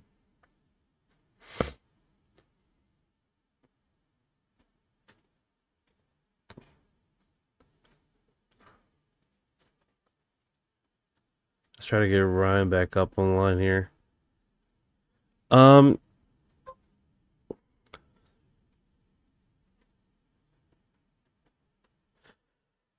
Yeah, don't let him in, bro. Don't do it. Don't do it. No. No.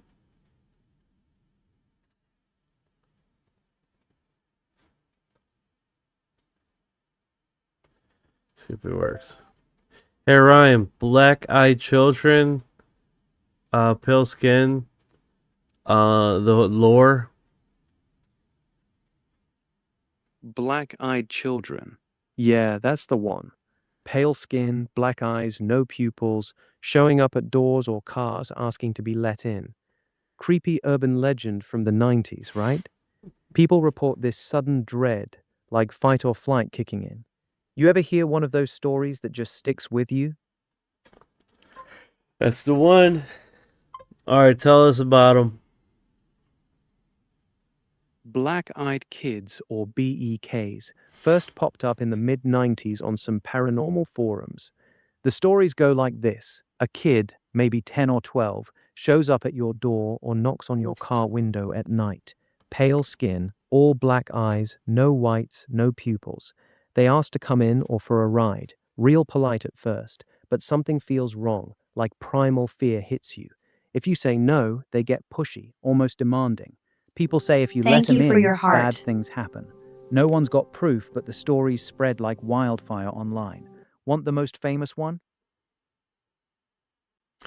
What's going on? UFO chips has arrived. UFO chips, UFOs. delicious. Black-eyed kids are pure creepypasta. Internet horror stories. No solid evidence. Some folks try tying them to aliens or demons, but it's all speculation. The original tales came from a guy named Brian Bethel back in '96. He claimed two of them approached him at a movie theater in Abilene, Texas. Classic let us in bit. Black eyes, the works. His post blew up and spawned a whole genre. Pure urban legend, but damn if it doesn't hit that primal fear button. Want the full Bethel story or something else? Yeah, give me the full Bethel story.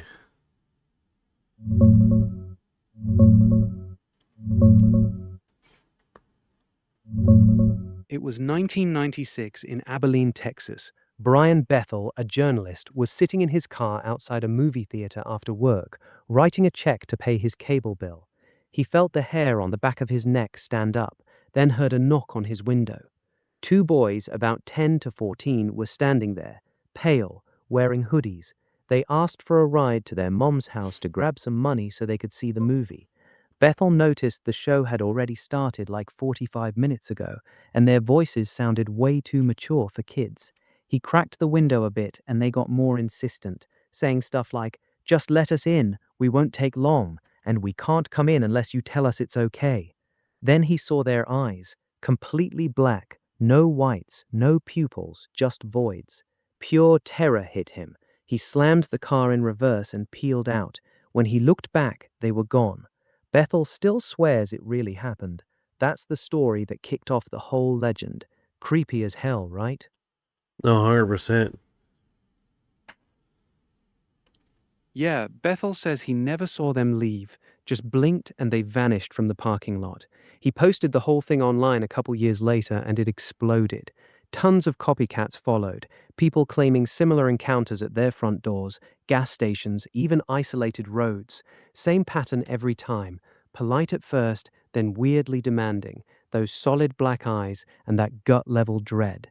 No photos, no evidence, just stories. But the details stay eerily consistent. That's why it stuck around.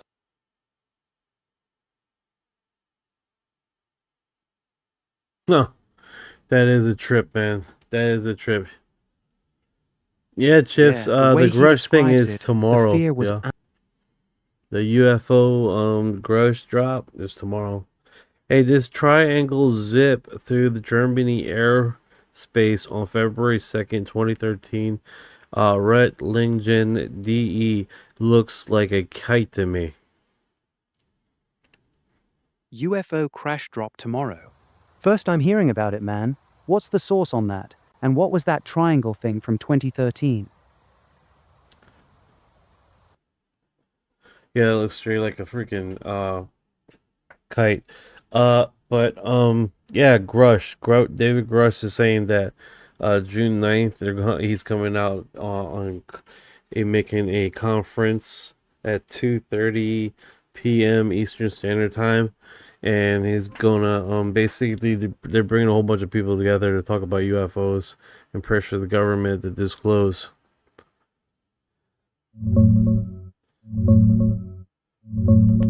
Yeah, that's tomorrow. Tuesday, June 9th, 1 p.m. Eastern, on the Capitol steps. Grush will be there with members of Congress like Moskowitz, Burchett, and Luna, pushing for full UAP declassification, stronger whistleblower protections, and more transparency. They're calling it a big step from talk to actual action. The 2013 triangle over Reutlingen, Germany, looked like a kite or some kind of drone to a lot of people. What's got you most hyped for tomorrow? I think he's gonna drop some more stuff, man. That would be freaking pretty cool, man. Like if there's no interruptions, right? And on top of there's no interruptions, he drops some cool stuff, and we don't have Lou Elizondo dropping some fake ass fucking images. I think it would be really cool to see. Yeah, that'd be huge if Grush actually drops something new and concrete. So far, he's stuck to "I was told" stories without hard evidence. Lou's stuff gets called fake a lot, so clean drops from Grush would be a game changer.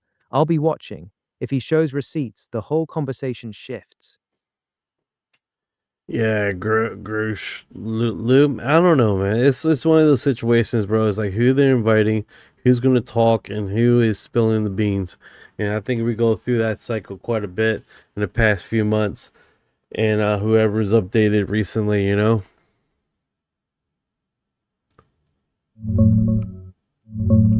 They're bringing together Grush, reps like Burchett, Moskowitz, Luna, and Burleson, plus hosts Leslie Keane and James Fox.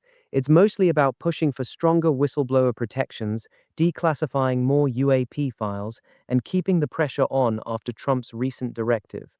Grush is expected to talk about evidence he saw in classified channels, but don't count on any massive new bombshell drop. These events tend to recycle the same talking points. We'll see if he surprises us tomorrow at 1 p.m. Eastern.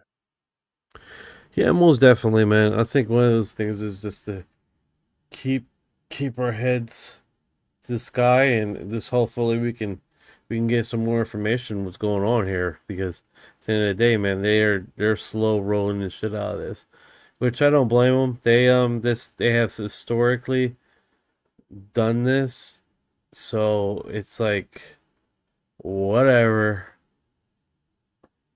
Yeah, slow roll is the name of the game. The government's been drip feeding this for decades. Project Blue Book, the 47 Roswell mess, then nothing, then the Navy videos in 2017. Keeps everyone guessing. Honestly, if there's anything real to it, I get why they'd take their time. You think tomorrow's event moves the needle at all, or is it just another presser? Chip says, "Got to take what we can." Uh, it's a process. Yeah, exactly. It's a marathon, not a sprint. Gotta chip away at it. I'll keep an eye on tomorrow's event and let you know if anything interesting drops. You catching it live or waiting for the recap? Damn it, man. If I listen to it, it's gonna be like 30 minutes into it already. That's how these always go. I'll watch it for you and hit you with the good parts. Sounds like a plan.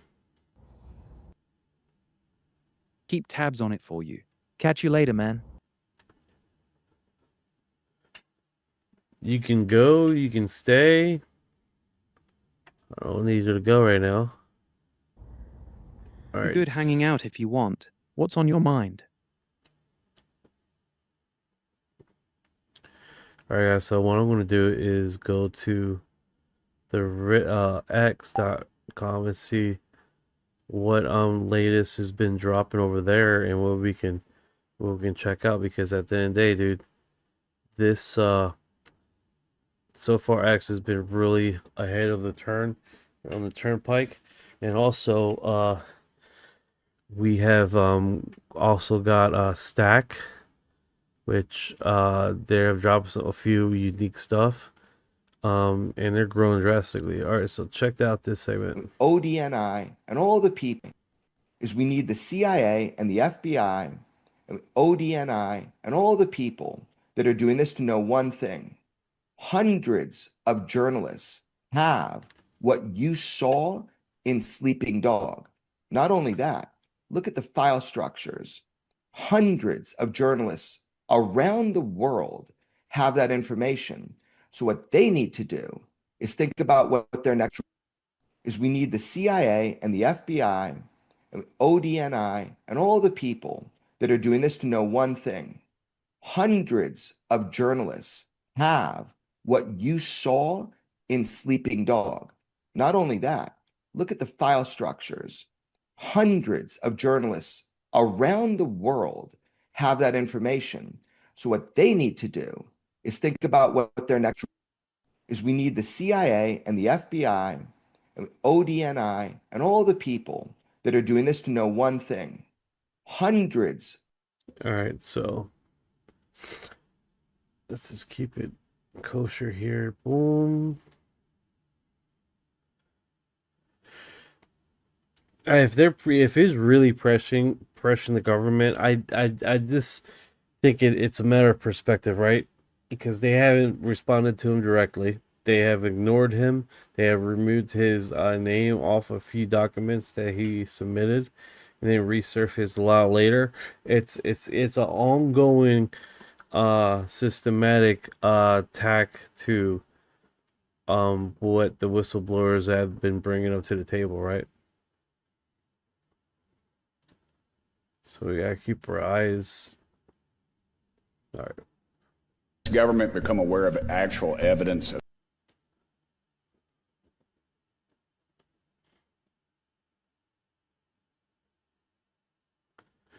Good times. Let's see here.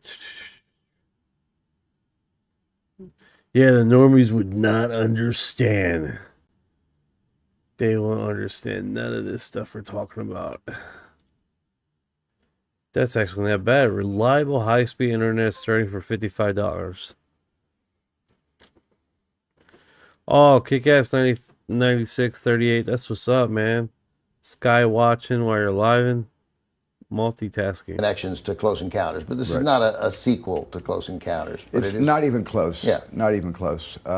Close Encounters, when I made Close Encounters, it was, it was a wouldn't it be wonderful if kind of a movie. And I started with Close Encounters by starting with the ending. I wrote the ending of the picture first, and then to earn the ending, I created the characters and figured out how we could get to this place where this amazing sort of meeting between two civilizations occurs. But Close Encounters, resembles Disclosure Day in this regard. There is a secret group in Close Encounters that is keeping this away from the general public's knowledge.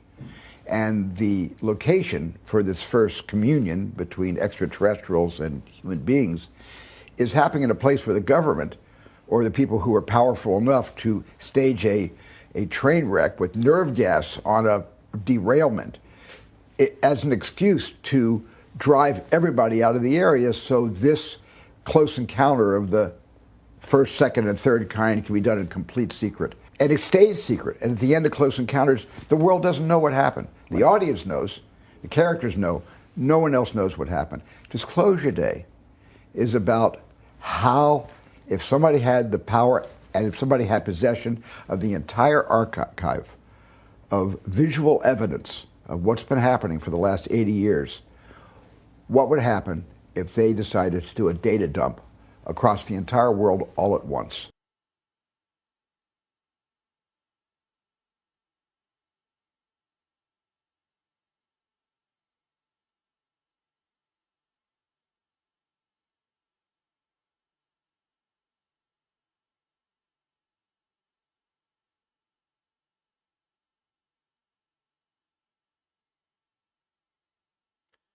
Yeah, you can't ignore the fact that this is definitely very intriguing, man, what they have done and research and all.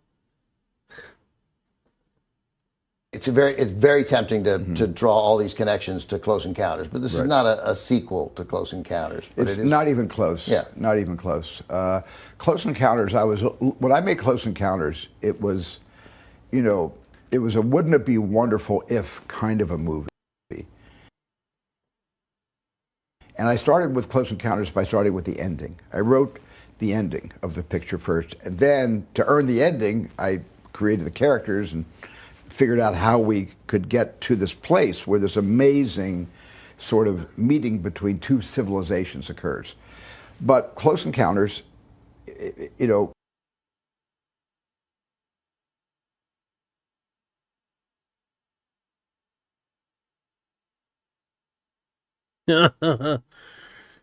Good times.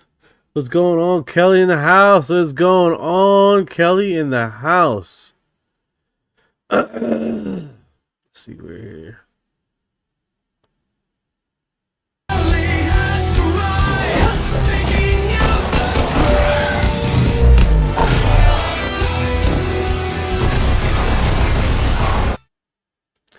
Good stuff. What's going on? Sandra says cable TV, radio, they should shut it all down. Laugh out loud. Hope they don't, man. I want to be able to talk to you guys. resembles What is right here? Disclosure Day in this regard. Yeah, super intelligent guy, man. You know he has some insider stuff that till this day he's probably not going to discuss about it. Steven Spielberg, the UFO phenomenon. Who's this guy next to him? Starting Disclosure herself and interview legendary director behind the Close Encounter ET. Alright, so this one's going to be posted. I know you've always been fascinated by what's in the sky, potentially beyond the realms of conventional Earth, but what was the catalyst for the Disclosure Day story? Well, the catalyst was when the information about what has been in our skies and interacting with us for all these years that was considered by some people to be conspiracy theories, ufology, a whole genre called ufology. When it started to become a little more upper echelon, that when the reports weren't just coming from mainstream, daily walk of life people, but it was coming from Air Force pilots, Navy jet fighter pilots. It was coming from the halls of Congress. It was coming from whistleblowers inside our intelligence community in DC. When all of this started to reach a critical mass in 2017, the New York Times came out with a very important story. And because it was the New York Times, and because Helene Cooper and Ralph Blumenthal and Leslie Kean took a byline on the story, three very august writers, that brought the term tic-tac to the world. Some kind of unconventional, something in our skies that was outmaneuvering the state of the art in terms of our own jet technology, outmaneuvering it completely, coming down from 80,000 feet to 1,000 feet in 4 seconds. That's impossible, but it was happening. And when the mainstream media started taking this seriously, it rekindled in 2017 my interest, which was reflective in Close Encounters of the Third Kind and then E.T. and War of the Worlds. I suddenly started to look at this in a more realistic way, not as science fiction, but as something that was possibly starting to disclose itself. That's actually a really cool perspective right there. Something that's actually disclosing itself as information starts coming out. I think naturally, if this thing progresses, we are Taking the time to definitely speak to ITV. we are definitely looking at a narrative that it would just naturally come to a disclosure paradigm, right? How long would that take? I don't know. But there's enough people talking about this subject that inherently, with reverse engineering non-human intelligence craft, and if they don't address or begin to address biologics, then they saw in Sleeping Dog the file systems. That's not just in my hands anymore. That's not just in George Knapp's hands. They have promised transparency on what they know on UAP. David Grush went up in front of Ginger, how's it going, Ginger? How you doing? Yeah, I think we Congress with this push, we're definitely getting some traction here. hand to the country, to the globe, and to whatever he believes in. And he told the truth. And he told you not just UFOs are real, that we have been reverse engineering them, that we've been trying to for decades, and that there were pilots, biologics, he said, non-human intelligent beings. Now, if that's true, and if you believe him, our government, in parts, has that information. It is time to tell the American public the truth. The movie Sleeping Dog was literally born from the resistance to the truth. It was born because your government, our government, many other governments, such as the Five Eyes Alliance, has chosen silence over transparency. That is going to end. But the problem is, how? You got to get ahead of it. The White House has to get ahead of it. Our president can order the release of UAP files, but he needs to hold the CIA and other organizations that have the data, information, and knowledge accountable. It's not good enough to say it. You have to hold them accountable, because you don't want to be a president that is lied to, just like Clinton was. So that's what's up. That's the score. That's the truth.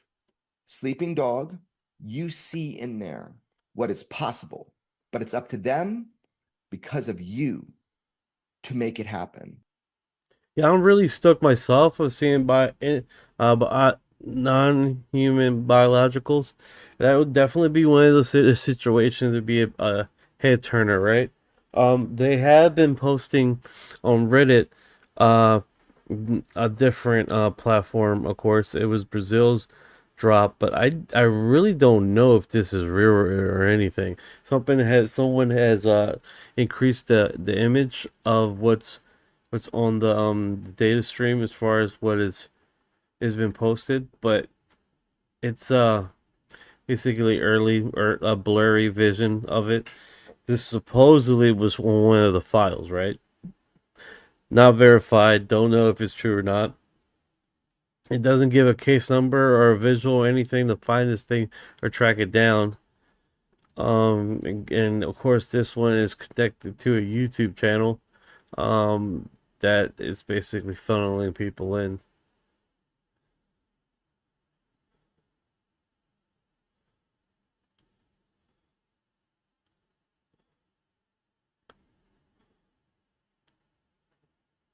Good time. All right, so let's do this. Let's do this. I'll post that. If they don't come out with the next drop having to do with reverse engineering. All right, so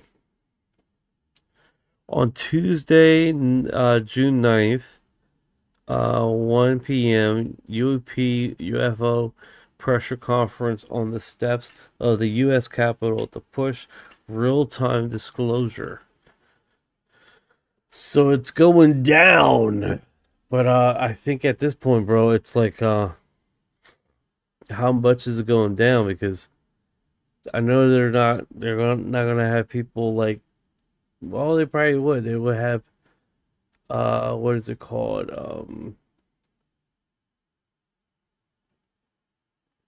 Landline. So on the landline situation, Ginger, thank you, love you too. So the landline situation, let me see if we can post this up. Boom. So we don't get any. What's going on, Ryan, in the house? Non-human intelligence crap. House is deep into fraud week. They're pushing a bunch of bills today to crack down on government waste, improper payments, and scammers hitting federal programs. And if Rules they don't Committee met address earlier to set the or stage for begin to votes. address Pretty dry stuff biologics, compared to tomorrow's when they UFO thing. saw in Sleeping Dog the file systems, that's not just in my hands anymore. That's not just in George Knapp's hands. They have promised transparency. All right, so we posted that a few times. Yeah, First is, I'm told that China Lake at the moment is having a huge problem with UAPs. They are being swarmed. It's actually such a problem that it's hindered their ability to do weapons testing. This is a location where they're doing a lot of laser research, a lot of rocket testing. It's a huge remote part of the United States where the United States gets to test all its latest weaponry. And allegedly, there's been a constant presence in the last couple of years of what they believe are non-human craft over China Lake. And I've spoken to multiple people now, security personnel, scientists, military, who have confirmed that these swarms are occurring, that it's a huge problem, and they don't know what to do about it. China Lake is one of the areas, I'm told, where the United States was using both psionics and the dog whistle and high pulse microwaves to down alien craft. They have brought down craft in China Lake. That's my understanding.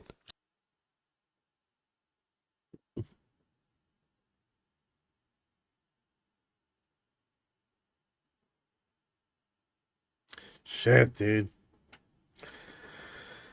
All right, so fuck. Let's see here. First is, I'm told that China Lake. Sound like you're looking for something. No, I literally just fell asleep on the live here. No worries, man. Take a nap if you need to. First I'll be here when you wake up. Yeah, we just let the live stream go and we're just taking a little nap in real time, guys. I'm told. Got it. We're in real-time mode. Nap away. I'll keep an eye on things and wake you up if anything pops off. Right, just do story time. Do story time. Gotcha. All right, hold on a sec. Hold on. Story time. Hold on, brother. Hold on. All right, so let's check this out. aliens here? Two parts. Okay. Have aliens been here? And do you think they might still be here? Well, based on the circumstantial evidence of everything that I've gathered throughout my whole life, and everybody I've listened to, and every documentary I've ever watched, and all the testimonies in Congress that I've heard, I absolutely think that they have been here, and they are here, and who knows, maybe they've always been here. Last thing, I'm just curious about this, because the heyday of science fiction was the 50s in many ways, right? And for movies. Yes. And most of those movies dealt with the threat that these people from another planet, another galaxy, another universe would possess. But you right away sort of thought, well, yeah, and War of the Worlds, you've done that. We've seen what could happen. But the presumption is they've come a very long way, right? And they have very sophisticated, you know, these reports are, you know, there's no explanation for how they're staying up in the air. There's no propulsion. Why would more sophisticated people come here to harm us when it seems like it would be interest? Let's put it this way. I've done both. I conceived of the series and produced with Noah Wiley, Falling Skies, and you know, the Men in Black film series I co-produced, and War of the Worlds I directed. David Kemp wrote War of the Worlds. But then there's Close Encounters, there's E.T., there's Disclosure Day. So I've sort of, and that basically is not my belief system. I thought at one point, I can make more money if they're bad, and they come down and start wrecking everything. Right. I can get more special effects out of destruction than I can by benign interaction. And so that side of me has a lot of fun. But although War of the Worlds was a serious metaphor for 9/11, so I take that film much more seriously. It's a little different. That was It's a metaphor. different thing. Yeah. It's a different thing. But my heart and my soul tell me that this isn't an aggressive off-world. There's not an intentional villain up there drawing their plans against us. I do not believe that. That's more you. That notion is more at That's the core who of I Steven feel Spielberg is. my core beliefs are, is that if they're going to come all this way, whether it's through a wormhole that may take, you know, 3 months to get her, or whether it's a lot of light, you know, speed of light travel time, I don't believe they would come here to essentially, you know, colonize us, do us harm, sow and reap, and I mean, by basically terraform the planet into the red vines that we had in the War of the Worlds. I don't believe that. That would suck if they were doing it. Thank you, Dennis. I appreciate you, bro. Yeah, that would suck, man. If they just start terraforming while we're here, still on the planet, just doing their thing. We're like, what's happening? No. You've seen in a skiff or not in a skiff that are wilder than this, that would like make the front page of the New York Times as, you know, no one can be skeptical anymore. No, I think the aspect of, do I have, you know, a location where there's a little green man on a slab? No, wait, in a fridge? we're gonna get to that. No, Yeah. just stick with the videos. Is there anything else out there that is like a holy shit moment? Well, I think that there's probably going to be some more release of other videos as well, other testimony. They're still coming. But as far as a lot of the meat and potatoes that we've been able to see and gotten briefings on, it's for the most part been put out. However, there needs to be a call to action. And the problem that we're having in Congress is that the UAP Disclosure Act and whistleblower protections, whenever we bring this up to try to make it easier for people to report or to actually give immunity for people to come forward and not risk violating, you know, the Espionage Act if they do have information on this. And right now within the chambers, whenever this happens, I call them legislation goblins because they just pop up. They'll never put it on the NDA. They'll never put it on the FAA. Something as simple as whistleblower protections. Why would you not want to pass that? So I actually called the White House and suggested that we actually do that through an executive order because they don't want to do it in the chamber. Oh, so in the chamber, one of the things that has made me take this issue seriously is the fact that among the people who have pushed for the inclusion of UAP provisions in the National Defense Authorization Act Chuck are Schumer. Chuck Schumer, right? Exactly, Chuck Schumer. Hillary Clinton made a mention of it too. And Right. It is a range of very high-profile senators who are not known for being interested in wild goose hunts. What are you wild trying to goose say? chases. Not saying. Let's just say it's a number of people who would probably disagree with you about the JFK assassination. Maybe, I don't know. Maybe not. Right. So one of them is Morley would argue that. on the Republican side. On the Republican side, Mike Rounds, right, who's a Republican senator from South Dakota. I would say that there is no more sort of stolid, vanilla Republican senator than Mike Rounds. Mike Rounds has been partnering with Chuck Schumer on this issue in the Senate. Have you talked to those guys? Have you talked to Schumer and Rounds? No. Okay. Not personally, yeah. But so there aren't secret Why do you think that they're interested in this? Well, this is the most bicameral and bipartisan issue in Congress currently. Right. Which is funny because I'm letting it out in part. But there's interest because there's something there, because it's real. It's not just made up. It's not just like some crazy, wacky thing. It's real. Okay. So one thing that's real that we can establish is that we have a range of testimony from aviators about inexplicable events in the air, and a range of videos that seem to correspond with at least some of that. Okay, right. Let's go then into what you could call like the stronger dose of strangeness, which is the claim that there is a secret program inside the U.S. government that knows a lot about this or knows more about this. You've had people testify to that effect before your own committee. Do you think that there is a secret program inside the federal government? I think that there's a lot of money in the Pentagon that goes unaccounted for. And part of the reason why we initially wanted to investigate is, again, being stewards of the pocketbook. Where's our money going? If you have people testifying to this and they're saying that they're afraid of losing their lives over it, is there a there to that? What's been interesting is the amount of pushback that we've gotten. So do we know that money's missing out of the Pentagon's budget that we can't account for? Yes. Do we know that people are making these testimonies under oath and risking prosecution for lying under oath? Yes. Do we also know that there are things that we can't explain? And we have now the new director of Aero who concurs with us on this instead of attacking our witnesses. What is Aero? Yes. Aero is the all domain anomaly office that was set up to essentially investigate these things, which, by the way, the former director was, in my opinion, stonewalling our investigations and efforts. You have a new director that's come in and basically pushed for the release, and now we have the documentation. All that to say that I have seen enough weird stuff to definitely make me be skeptical of the aspect of everything's fine and dandy and look the other way. Okay, so everything isn't fine and dandy. Yeah, he's a little abrasive with his interview tactics here. Even their presence in places that doesn't seem likely its importance should be checked historically. Yeah, I think that's what that peer review with Beatrice was about.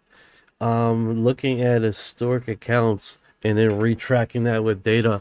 No, I agree with you 100%, Dennis. I think that's literally what they need to be doing, right? Tracking down the evidence and then backtracking and seeing how that that comes together. And I think if we do more subject studies like that, we can definitely get to a more perspective of what they're trying to disclose, what they're trying to hide, for one, and give us some very interesting analytical situation here where we can turn back around and get it peer reviewed, just like Beatrice did with other sightings and data, which would be welcome UFO now. What's going on, brother? J2U, he shall come, signs and wonders, guard your soul, people. 606, which channel? This is X. This is Paulina. We meet potato of the UFO, meeting potatoes. What podcast is this? It says source, interesting times with Ross. That. Are there things? So it's a YouTube channel. Interesting times with Ross. That you've seen in a skiff. Yeah, so that's this guy, this guy, this guy. Yeah, they have. That was one of the rougher interviews that I seen. Right, that has her talking about this subject. The mass media are preparing for general public of official disclosure. Let's see what's going on here. That are being held from that have landed here or crashed here, and there are biologics, human, non-human bodies. That's correct. Someplace in this country. Someplace. In this program.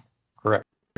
There are craft that are being held from that have landed here or crashed here, and there are biologics, human, non-human bodies. That's correct. Someplace in this country. Someplace. In this program. Correct.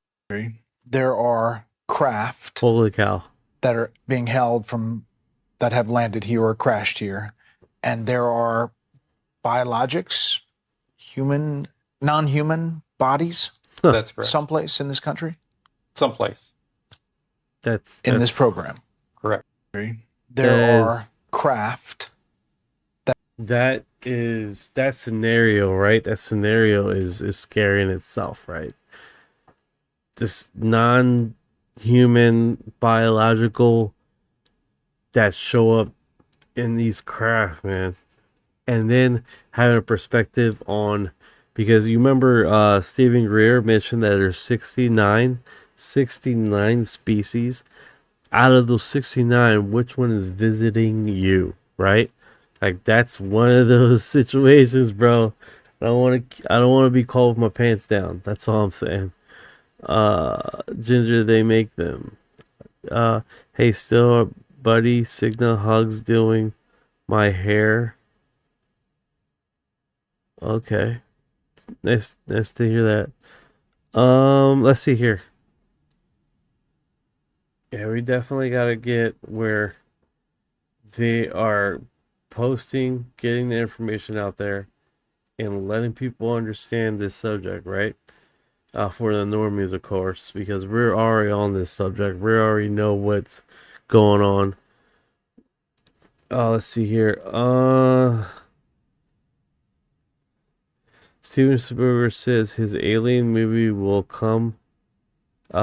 leave Christians questioning their faith on God. They did quite a bit of interviews with him. I haven't heard anything. Chuck Schumer, Mike Rollins, two lawmakers who wrote non-human intelligence into U.S. law through the original. How about whistleblower protection? That nice you wrote this. You put your hat rest on there.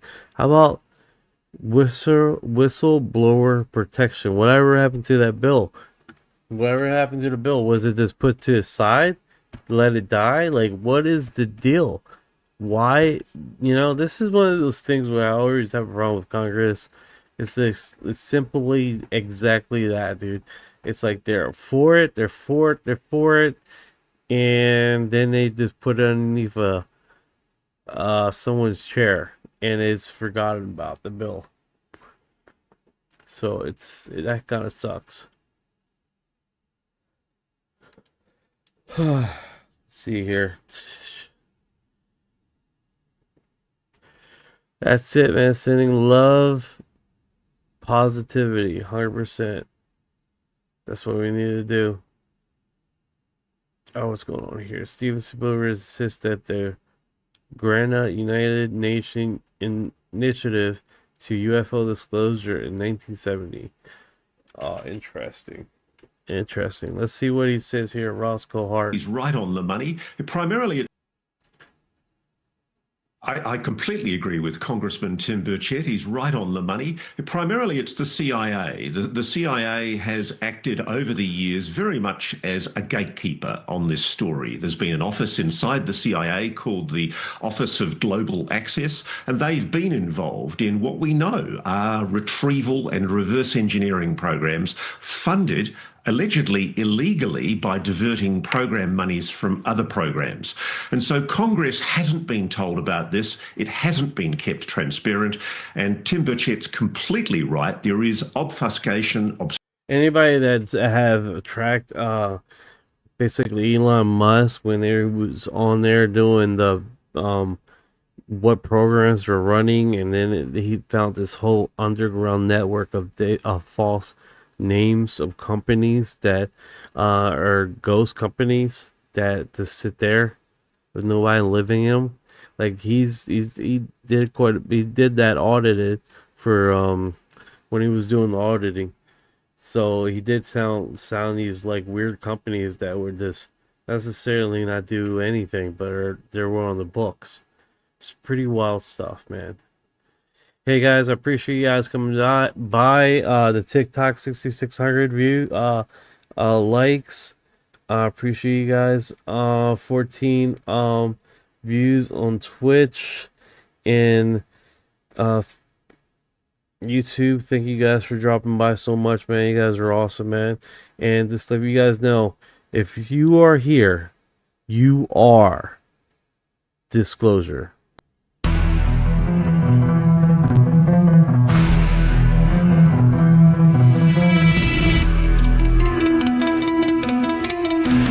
What you know about rolling with the grays and the feet when your mind goes blank, got abducted in your sleep. When you shouldn't talk too much, rap till you take a seat. Yeah. I feel like a hybrid in the deep elite. What you know about fire in a plasma string? When you bring a zap, just the cosmic beam. When the humanoids show up, everything gets serene. I feel like an envoy in a starship dream. She say that I'm weird, damn straight. I'm like, you ain't seen the sphere. I believe in UAPs, don't believe you heard TV. She keep playing me close, but I'm watching from close. Y'all don't really know my intel. Let me beam you the truth like Roswell. Floating out in the craft, no fuel, we just bending mad. See that light, it moves so fast. See my soul ain't stuck in past. Didn't know which form I'd wear. Gray or blue with a reptile stare. Frequency up, feel that surge. I'll ascend this realm full purge. Let's decode this line for a second. I'm awake, even if they don't believe I vibrate. No fake, everything I do is kinetic. I don't need text, telepathic, magnetic. Put this scene in the 5-side and denial everything that I say. My scene through the trial, let me elevate. I'm starseed rank, have you flown on a disc? Blah, blah, blah, blah, blah. Both minds connected, say let me